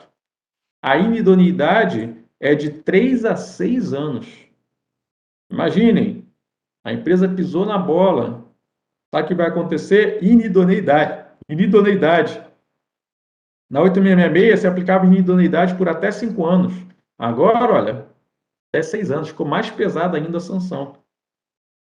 Acabei de ver um processo ontem no TCE. O TCE encontrou uma irregularidade no processo de contratação de uma empresa que montou hospital de campanha para um município aqui na época de Covid. Foi tudo feito de forma totalmente equivocada. Foi a empresa que montou o termo de referência, não teve pesquisa de preço. Foi uma tragédia a contratação. Aí a decisão do TCE, várias decisões ali do TCE, né, chamou multa para o secretário de Educação, secretário de Saúde, determinação para o prefeito instaurar a tomada de contas especial. E da empresa, declaração de inidoneidade, impedindo a empresa de participar de licitações no Brasil inteiro por 1 ano. Então, imagina uma empresa que vive de contratações com o governo, ficar 1 ano sem poder contratar com o governo, né? Então, é uma sanção bem pesada a declaração de inidoneidade. Renato, fica à vontade aí. Vamos lá. No caso de contratação de serviços continuados, como de mão de obra com dedicação exclusiva e tal, eventualmente, se durante a execução do contrato a empresa incorrer em alguma falta que geraria idoneidade ou alguma outra penalidade, a administração tem que automaticamente rescindir esse contrato, fazer uma nova licitação, ou qual que seria a conduta aí para a administração? Mantém o contrato até concluir a licitação? Qual que seria a situação mais adequada para o caso? Renato, a situação é a seguinte: se eu estou com uma empresa que está prestando um serviço para mim com um contrato, serviço contínuo, né? Se eu tiver que aplicar a sanção número 3 ou número 4, ela fica impedida de listar e contratar, né? Ou só com a administração, com o ente federativo, ou com o Brasil inteiro. Como é que eu vejo isso? Se você chegou ao nível de ter que aplicar uma sanção pesada dessa, é porque a empresa realmente não está dando conta do seu contrato. Então, seria um motivo de rescisão contratual. Tá? Então, eu não vejo possibilidade, olha só, eu não vejo possibilidade alguma de você, né, aplicar uma sanção gravosa nessa empresa e mantê-la contratada com você. Tá? Então, uma coisa vai levar a outra, né?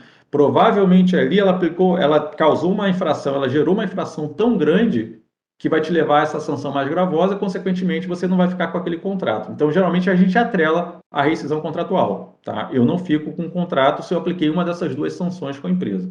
Uma outra coisa que geralmente o pessoal pergunta é o seguinte: e se vocês fizeram uma licitação, contrataram a empresa A está prestando para vocês o serviço certinho, certinho. Está no 6º mês do contrato, a empresa veio 6 meses prestando serviço perfeito. Só que essa empresa A estava num outro contrato de outro órgão público e causou uma infração, gerou uma infração lá muito grande. E esse outro órgão público aplicou uma declaração de inidoneidade. E agora?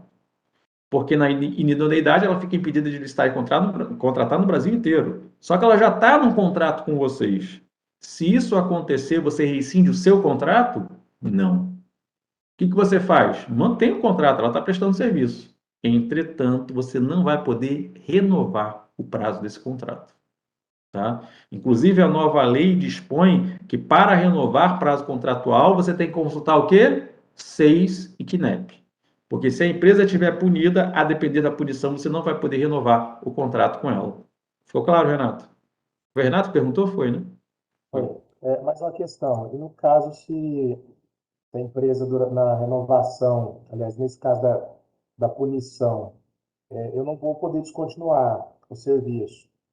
Eu vou partir para uma contratação emergencial até concluir o processo licitatório, uma vez que o processo dessa monta costuma demandar um planejamento e também digamos assim, um levantamento de dados que demora um tempo grande. Então, dificilmente eu vou conseguir já partir para uma licitação.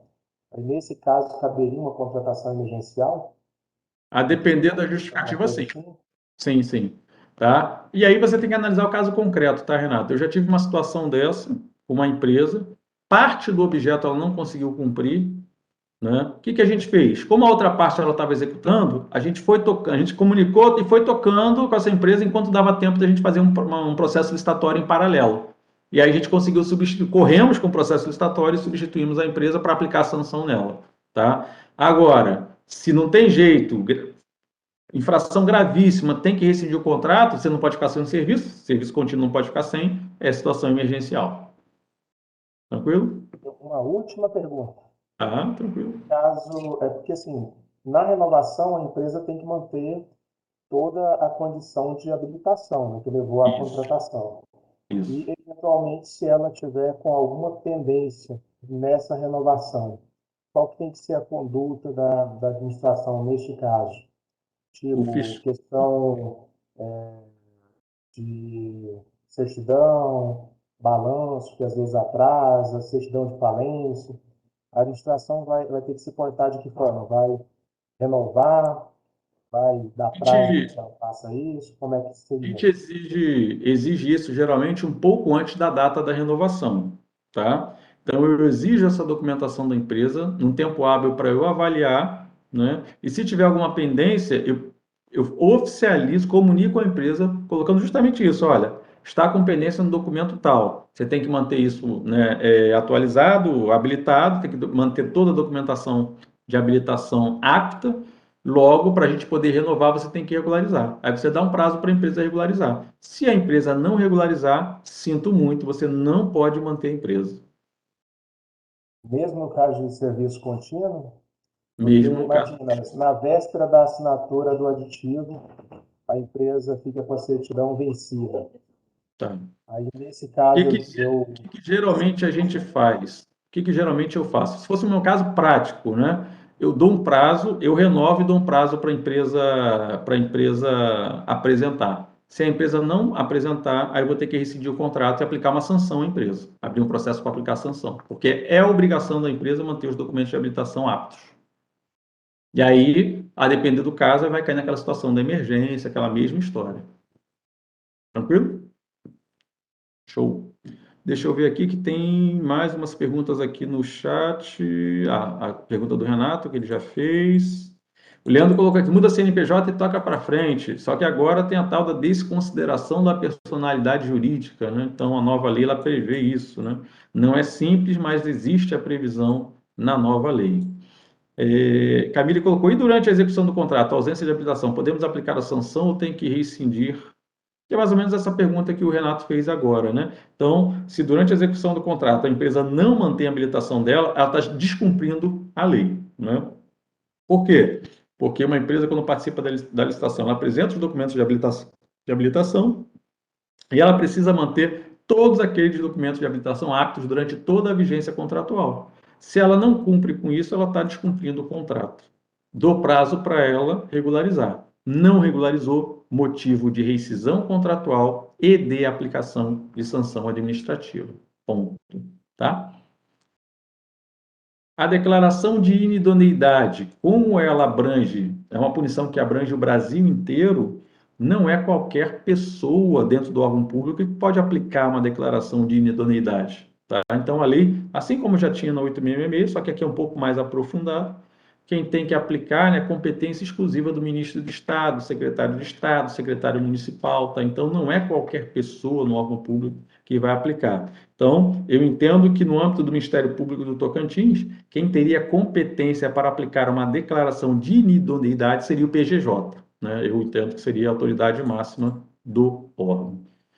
Então, pessoal, é até aqui, né? Aqui foi o conteúdo, até esse momento aqui, né? Foi o conteúdo que nós entendemos pertinente, com base no 8666, não, com base na 14.133, e também com base, né, no Decreto Federal do Pregão Eletrônico, os elementos que nós entendemos serem necessários a um termo de referência, tá? Então, a gente já viu ali quais são os elementos.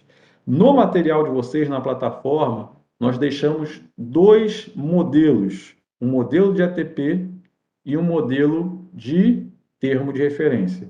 Esses modelos, basicamente, é um modelo estrutural, né? Nós pegamos o texto da 14.133, colocamos lá cada elemento com a sua fundamentação legal e com alguns comentários para facilitar a vida de vocês, tá? Então, a ideia é, esses modelos são exatamente, né, o que temos na nova lei, que pode facilitar a vida de vocês, mas aí é um esqueleto para vocês ampliarem, criarem os próprios modelos de vocês, tá? Então, eu me lembro que quando eu estava lá na administração do TCE, nós criamos algumas minutas, né? Termo de referência de compras, termo de referência de serviço demo, algumas coisas já tinha um esqueletinho que facilitava a vida de quem fosse elaborar esses termos de referência. Eu me lembro que criamos um termo de referência simplificado para as dispensas de pequeno valor, né? Que as informações são mais resumidas, tal, tá? Então, geralmente na prática a gente acaba fazendo isso. O que nós vamos tratar agora? Nós vamos entrar num outro assunto agora, que é o tratamento favorecido e diferenciado para as pequenas empresas, microempresas e empresas de pequeno porte. Por que eu vou tratar isso aqui no nosso curso de ETP e TR? Porque eu vou mostrar para vocês que um desses tratamentos favorecidos e diferenciados, ele repercute na elaboração do termo de referência. Tá? Então, já que eu vou mostrar aqui todos os tratamentos favorecidos e diferenciados. Onde é que nós temos isso? Não é na 8666, não é na Lei Nova, 14.133. Esses tratamentos favorecidos e diferenciados estão previstos na Lei Complementar 123 de 2006. Tá? Então, Lei Complementar 123 de 2006, ela é conhecida como Estatuto Geral das Pequenas Empresas e é ela que aborda esse tema. Entre os artigos 42 e 49, essa lei, ela dispõe tratamentos que nós temos que conceder para as pequenas empresas quando elas participam de licitações públicas. Mas a primeira coisa que a gente tem que entender é o que é uma pequena empresa? Como é que é feita a classificação de uma pequena empresa? De acordo com o artigo 3º da Lei Complementar 123, pequena empresa, ela é classificada de acordo com a receita bruta anual.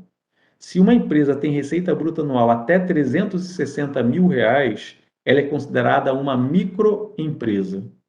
Se a receita bruta anual estiver entre 360 mil e 4 milhões e 800 mil, ela é considerada uma empresa de pequeno porte. A posteriori, foi criado o MEI, né? Microempreendedor individual.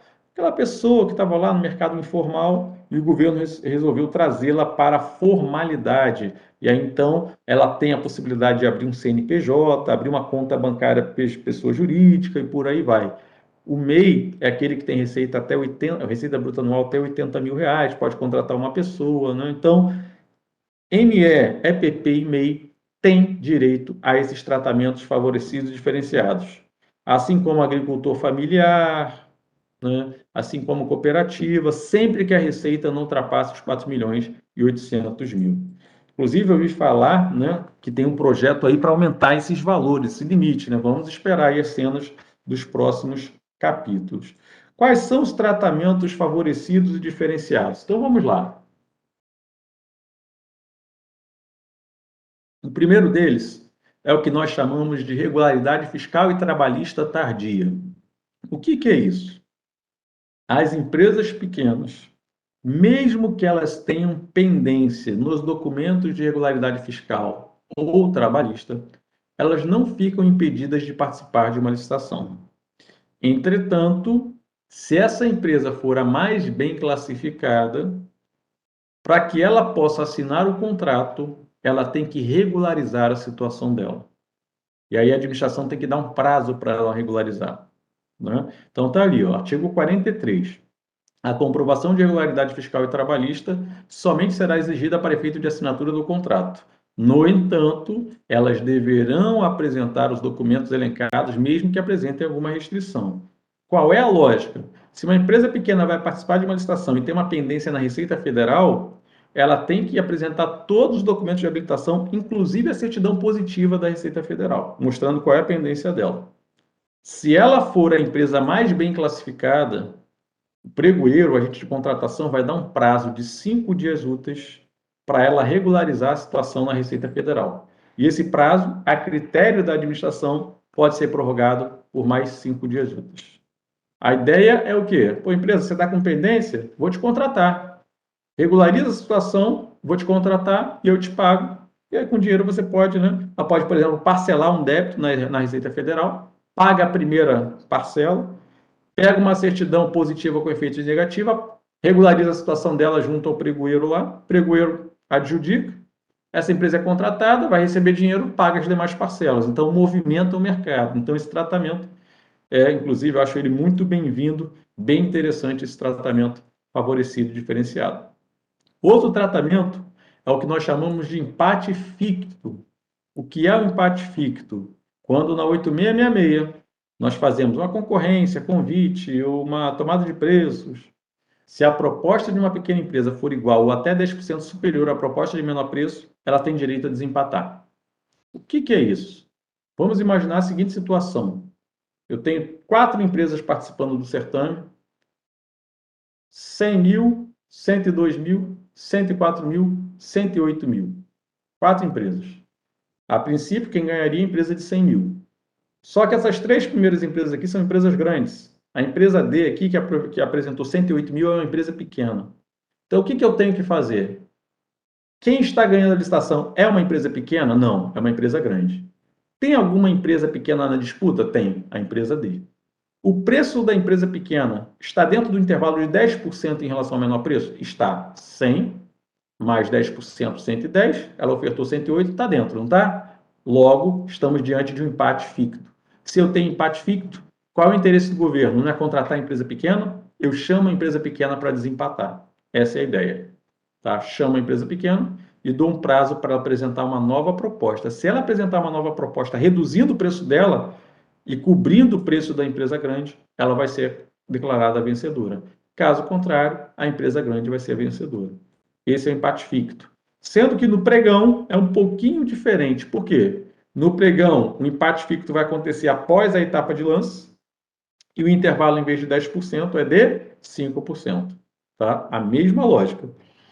Terminada a etapa de lance, se eu tiver uma proposta de uma empresa pequena dentro do intervalo de 5% em relação ao menor preço, esse menor preço for de uma empresa grande, ela tem direito a desempatar.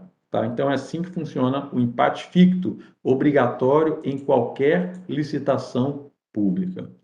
Outro tratamento favorecido e diferenciado é a tal da licitação exclusiva. O que é a licitação exclusiva?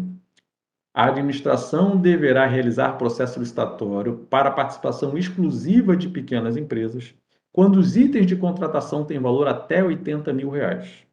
Então, vamos lá.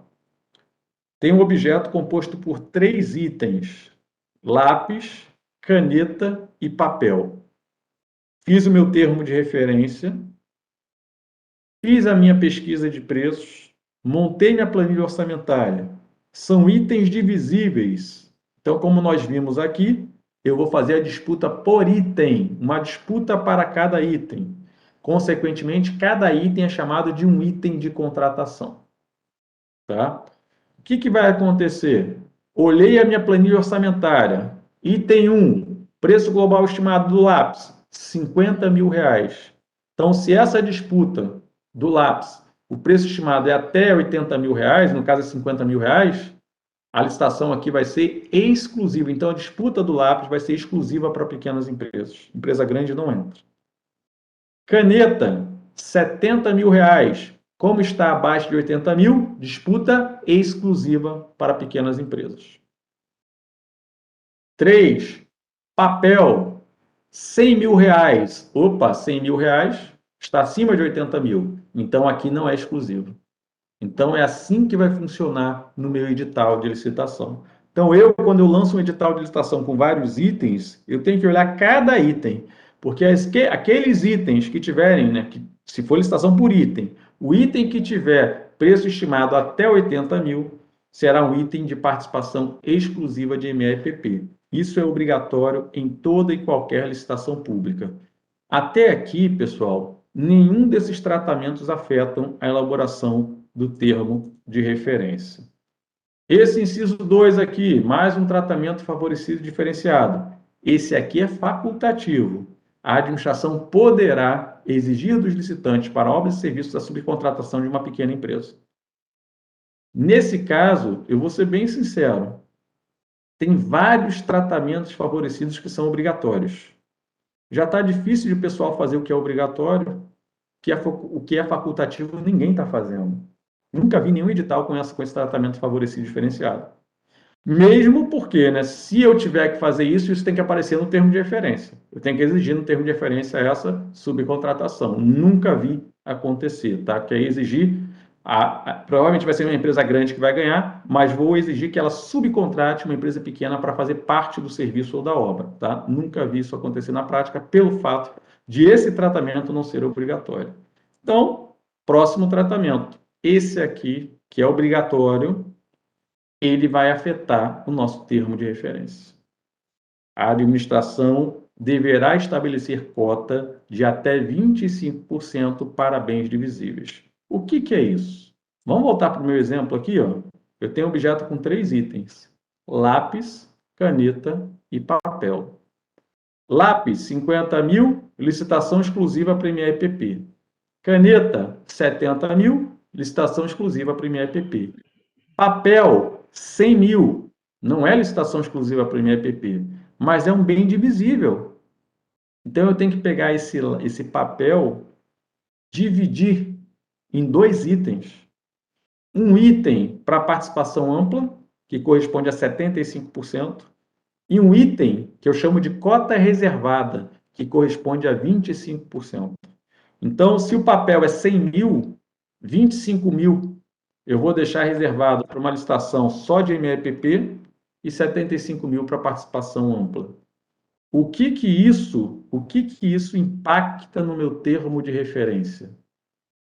Eu abri um termo de referência com 3 itens. Depois que eu pesquisei preço, eu cheguei à conclusão que esse item 3, papel, eu tenho que abrir mais um item. Eu tenho que refazer não, né? Eu tenho que retificar o meu termo de referência abrindo esse item. Então, daqui a pouco eu vou mostrar para vocês como isso aparece na minuta da AGU. Todo mundo entendeu? Então, eu abri um termo de referência com 3 itens: lápis, caneta e papel.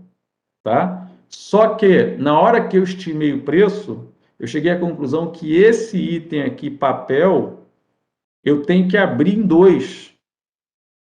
Por quê? Porque eu tenho que separar uma cota do papel de 25% só para contratar com empresa pequena. Então, quando eu for lançar um sistema de licitação, vão ser 2 itens de papel. Um para participação ampla, um para participação de empresas pequenas. E aí eu vou mostrar, vai ficar mais claro para vocês quando eu mostrar a minuta de termo de referência da AGU. Tá? Que aí vocês vão poder ver claramente como isso funciona. Tem uma pergunta aqui, que o curso ficará gravado? Estou tentando assistir, mas está difícil conciliar com a demanda cotidiana. Eu não sei como é que vai ser essa questão aí da gravação. Aí é bom perguntar para o pessoal da escola aí. Juan, quer falar? Professor, só uma dúvida. Na questão de item de valor elevado, né? 2 exemplos. Um, no caso de igual o computador que nós temos aqui, que é um computador especial, né? O valor aí é aproximado de 50 mil cada um. Tá. Nesse caso, os 2 itens vão dar 100 mil. Não dá para eu tirar 25% para concorrência exclusiva e o resto para ampla concorrência. E o outro, no caso, igual servidor de rede. Servidor de rede, um item custa 100 mil. Né? Se eu pedir um item só, ele vai ficar para ampla concorrência, aí como é que ficaria isso? Sendo que eu não tenho como fazer uma divisão para ampla concorrência e outra para exclusiva. Se você não tem como dividir, você não divide. Tá? Nesse aí primeiro fica ampla concorrência. Ampla concorrência. Nesse primeiro item que você falou que você tem 2 itens, você também não divide, você não tem como separar até 25%. Né? Você não pode separar 50% para MIEPP, então você justifica e não vai dividir, vai ser tudo para ampla concorrência. Ok. Tranquilo? E a mesma lógica para os outros, tá? Ok. Deixa eu ver aqui. Elisângela, Eduardo, você tem ciência que o Comprasnet não tem a funcionalidade para adicionar cota de 25% em licitações do tipo SRP? Tenho ciência, sim. O sistema só possui para pergunta adicional. Sabe por quê? Não sei dizer o porquê. E também não sei fazer, tá? Porque eu não operacionalizo o sistema Comprasnet. Mas eu sei que tem um negocinho que você pode fazer no Comprasnet para burlar isso. Eu sei porque o pregoeiro lá do TCL faz isso. tá? Então, nas licitações de SRP, tem como fazer a cota de 25%? Originalmente, não. Mas tem uma forma, eu não sei te dizer como é que é a forma, eles estavam discutindo lá isso outro dia, né? Outro dia que eu falo, há alguns anos isso, né? E eu não sei como é que eles fazem lá, mas eles dão um jeito lá no sistema de fazer essa divisão, tá? Não sei te dizer exatamente como, e nem sei dizer o porquê que fizeram isso, porque a própria Lei Complementar 123, ela não faz distinção se vai ser uma licitação tradicional ou se vai ser um SRP, ou seja, vai ser 25%, independentemente do modelo, né, da licitação. Então, não teria por que o Comprasnet fazer essa distinção, tá? Então, realmente, eu não sei o porquê. Inclusive, o decreto 8538, né, que é o decreto que regulamenta esses tratamentos no âmbito federal, ele aborda a questão do SRP. Como é que funciona isso no SRP? Porque uma das grandes questões aqui desse tratamento favorecido diferenciado, olha o que vai acontecer. Vamos pegar o item 3, que é o papel. Eu dividi em dois, né? Um papel, 75%, 75 mil que eu vou licitar para empresa grande, ou para ampla concorrência, e 25% para empresa pequena. Então, eu posso ter uma empresa ganhando aqui com resma de papel R$ 15, e outra empresa ganhando aqui com a mesma resma de papel por R$ 18.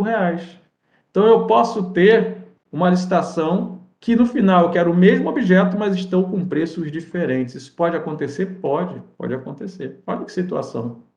E mais, se for SRP, eu não sou obrigado a contratar tudo. Vou pedir primeiro de quem? Pelo decreto 8538, eu peço primeiro da empresa pequena, mesmo que o preço dela seja maior. Eu não concordo com isso, mas é o que está lá no decreto, tá? Juan, fica à vontade. Não, já esclareceu. Era justamente isso aí. No caso de duas, né, ganharem, de quem eu era obrigado a solicitar primeiro. Aí, Juan, uma coisa importante. Essa regra que eu estou passando para vocês não está na lei geral. Essa regra está no decreto federal, que vincula a administração pública federal. Seria importante vocês verificarem se vocês têm algum regulamento específico sobre isso, né? Ou até mesmo o Poder Executivo aí tenha algum decreto específico sobre isso, para ver se é diferente do entendimento federal, para vocês poderem seguir. Tranquilo? Tá? Tranquilo? Obrigado. Nada. Então, aqui, esse tratamento, então, como eu falei, ele que vai impactar a elaboração do TR. Já já eu vou mostrar para vocês o termo de referência, porque eu esqueci de abrir aqui o termo de referência, mas na hora do intervalo eu já abro e já apresento para vocês, tá? Mas vamos continuar aqui, que estamos quase acabando os tratamentos favorecidos e diferenciados. Olha aqui, olha. Esse tratamento aqui está sendo utilizado por municípios que querem privilegiar a contratação de empresas locais. Esses benefícios que a gente acabou de falar, do artigo 48, poderão justificadamente estabelecer prioridade de contratação para as pequenas empresas locais ou regionais, em detrimento das empresas de fora, até o limite de 10% do melhor preço válido. O que significa isso? Um dos grandes problemas aí que os municípios costumam, né, colocar para adoção da licitação eletrônica é que quando eles fazem presencial, quem ganha ali geralmente são as empresas do próprio município. E são empresas que vivem ali de vender para o município. E quando esse município abre eletrônico, começam a vir empresas de fora. E aquelas empresas que estão acostumadas a vender para o município quebram. E o município também se dá mal. Isso é uma justificativa muito utilizada por municípios. E aí, então, existem alguns mecanismos legais para tentar favorecer, privilegiar a contratação do mercado local. Esse é um deles. Então, o que a lei dispõe? Olha, você vai fazer uma licitação para MEPP, você pode privilegiar a contratação de uma MEPP local, desde que o preço dela esteja até 10% superior ao preço da empresa de fora. Só que eu não posso pagar mais para ela. O decreto federal, ele dispõe que isso aqui é igual empate ficto. Se a empresa pequena local está até 10% superior ao preço da empresa de fora, eu chamo essa empresa local para cobrir o preço da empresa de fora. Se ela não cobrir, ela está fora. Tá? Então, essa é a ideia trazida por esse tratamento favorecido e diferenciado. E aí o artigo 49 apresenta algumas restrições. A pergunta que geralmente o pessoal faz, eu sempre tenho que usar esses tratamentos favorecidos e diferenciados? Não, tem algumas exceções aí. Exceção número 1, se eu não tiver pelo menos 3 pequenas empresas para fornecer aquele determinado objeto, eu não tenho competitividade, então eu não posso fazer o tratamento favorecido diferenciado. Então, eu preciso, no planejamento, verificar se eu tenho pelo menos 3 pequenas empresas em condições de fornecer aquele objeto. Segundo, o tratamento, né, não for vantajoso. Eu não posso utilizar o tratamento se ele não for vantajoso para a administração ou se ele representar prejuízo ao conjunto ou complexo do objeto. Se vocês identificarem que algum desses tratamentos pode gerar prejuízo ao complexo do objeto, não faça o tratamento, mas justifique esse tratamento. E esses tratamentos não se aplicam às contratações diretas, com exceção das contratações por dispensa de licitação pelo pequeno valor. Nas dispensas de contratação de licitação por pequeno valor, nós devemos preferencialmente contratar as pequenas empresas. Então, hoje, quando eu tenho uma dispensa de pequeno valor, eu só coto com pequenas empresas, porque eu preferencialmente tenho que contratar pequenas empresas de acordo com a Lei Complementar 123. Eu só vou partir para cotar com grandes empresas se eu não encontrar pequenas empresas no mercado. Tá? Então, é assim que eu faço hoje as minhas dispensas de pequeno valor, em cumprimento aqui a artigo 49. Aí vem uma pergunta, né, para a gente fechar aqui, para a gente ir para o nosso intervalo. A pergunta é a seguinte: esses tratamentos não estão na Lei Geral de Licitações, nem na 8.666, nem na 14.133. Eles estão numa lei específica ali de MEPP, Lei Complementar 123. Como é que ficam esses tratamentos com a nova lei? A nova lei absorve esses tratamentos, tá? Então, ele coloca ali no artigo 4º. Aplicam-se às licitações e contratos disciplinados por esta lei as disposições constantes nos artigos 42 a 49 da Lei Complementar 123. Então, a nova lei está dizendo, olha, aqui também vocês vão continuar aplicando os tratamentos favorecidos diferenciados. Só que tem um porém. A nova lei trouxe algumas inovações, algumas situações em que vocês não vão aplicar os tratamentos favorecidos diferenciados. Olha, as disposições a que se refere o CAPT, ou seja, os tratamentos favorecidos diferenciados, não são aplicados nas seguintes situações. No caso de licitações de bens ou contratação de serviços, quando o item tiver preço estimado acima de 4.800.000. Então, qual é a lógica? Se, para uma empresa ser considerada pequena, a receita bruta anual dela tem que ser até 4.800.000, se eu vou licitar e um item tem preço acima de 4.800.000, essa empresa pode participar, pode, mas ela não pode utilizar os tratamentos favorecidos diferenciados, mesmo se ela for pequena empresa. Então, essa é uma restrição. No caso de obras e de serviços de engenharia, eu olho o todo, o preço global. Se o preço global for acima de 4.800.000, essa empresa pequena pode participar, mas ela não pode ter benefícios dos tratamentos favorecidos e diferenciados, tá? Então, é isso que está na nova lei. E, além disso, tem um texto horrível, para mim, um dos piores textos da nova lei de licitações. Não sei por que colocaram isso aqui. Para mim, não tem razão nenhuma. Além disso, gera mais trabalho nas licitações, que é isso aqui, olha. A obtenção desses benefícios para a MEPP fica limitada às pequenas empresas que, no ano calendário de realização da licitação, ainda não tenham celebrado contratos com a administração pública cujos valores somados extrapolem 4.800.000, devendo o órgão exigir do licitante declaração de observância desse limite na licitação. Ou seja, toda vez agora que eu fizer licitação, as empresas pequenas vão ter que apresentar uma autodeclaração dizendo que, naquele exercício, o somatório dos contratos que elas têm com a administração pública não ultrapassa 4.800.000. Porque se o somatório ultrapassar 4.800.000, elas não vão poder usufruir dos tratamentos favorecidos e diferenciados. Tá? Então, é uma restrição trazida aí pela nova lei de licitações. E só para a gente fechar aqui, nas contratações com prazo de vigência superior a 1 ano, será considerado o valor anual do contrato para a aplicação dos limites. Ou seja, acabei de falar para vocês, né, que na nova lei, contratos de serviços e fornecimentos contínuos já posso celebrar por até 5 anos. E agora? Na hora de eu verificar esses valores, eu olho os 5 anos? Não, eu olho apenas o valor anual. Então, vamos pensar numa licitação exclusiva para a MEPP. Eu falei para vocês que se o item for até 80.000, é licitação exclusiva. Ah, mas eu estou contratando para 5 anos. é 70 mil por ano, contrato de 350 mil, então não é exclusivo. Errado, porque você tem que olhar o valor anual. Se o valor anual é 70 mil, está abaixo dos 80 mil, licitação exclusiva. É assim que a gente tem que fazer, com base na nova lei de licitações. Todo mundo entendeu? Tá? Então, aqui a gente finaliza os tratamentos favorecidos e diferenciados para as pequenas empresas. O que nós vamos fazer? Eu vou parar de compartilhar aqui agora, tá? Tá batendo aqui o horário do nosso intervalo. Nossos 20 minutinhos de intervalo para tomar um cafezinho e beber uma água.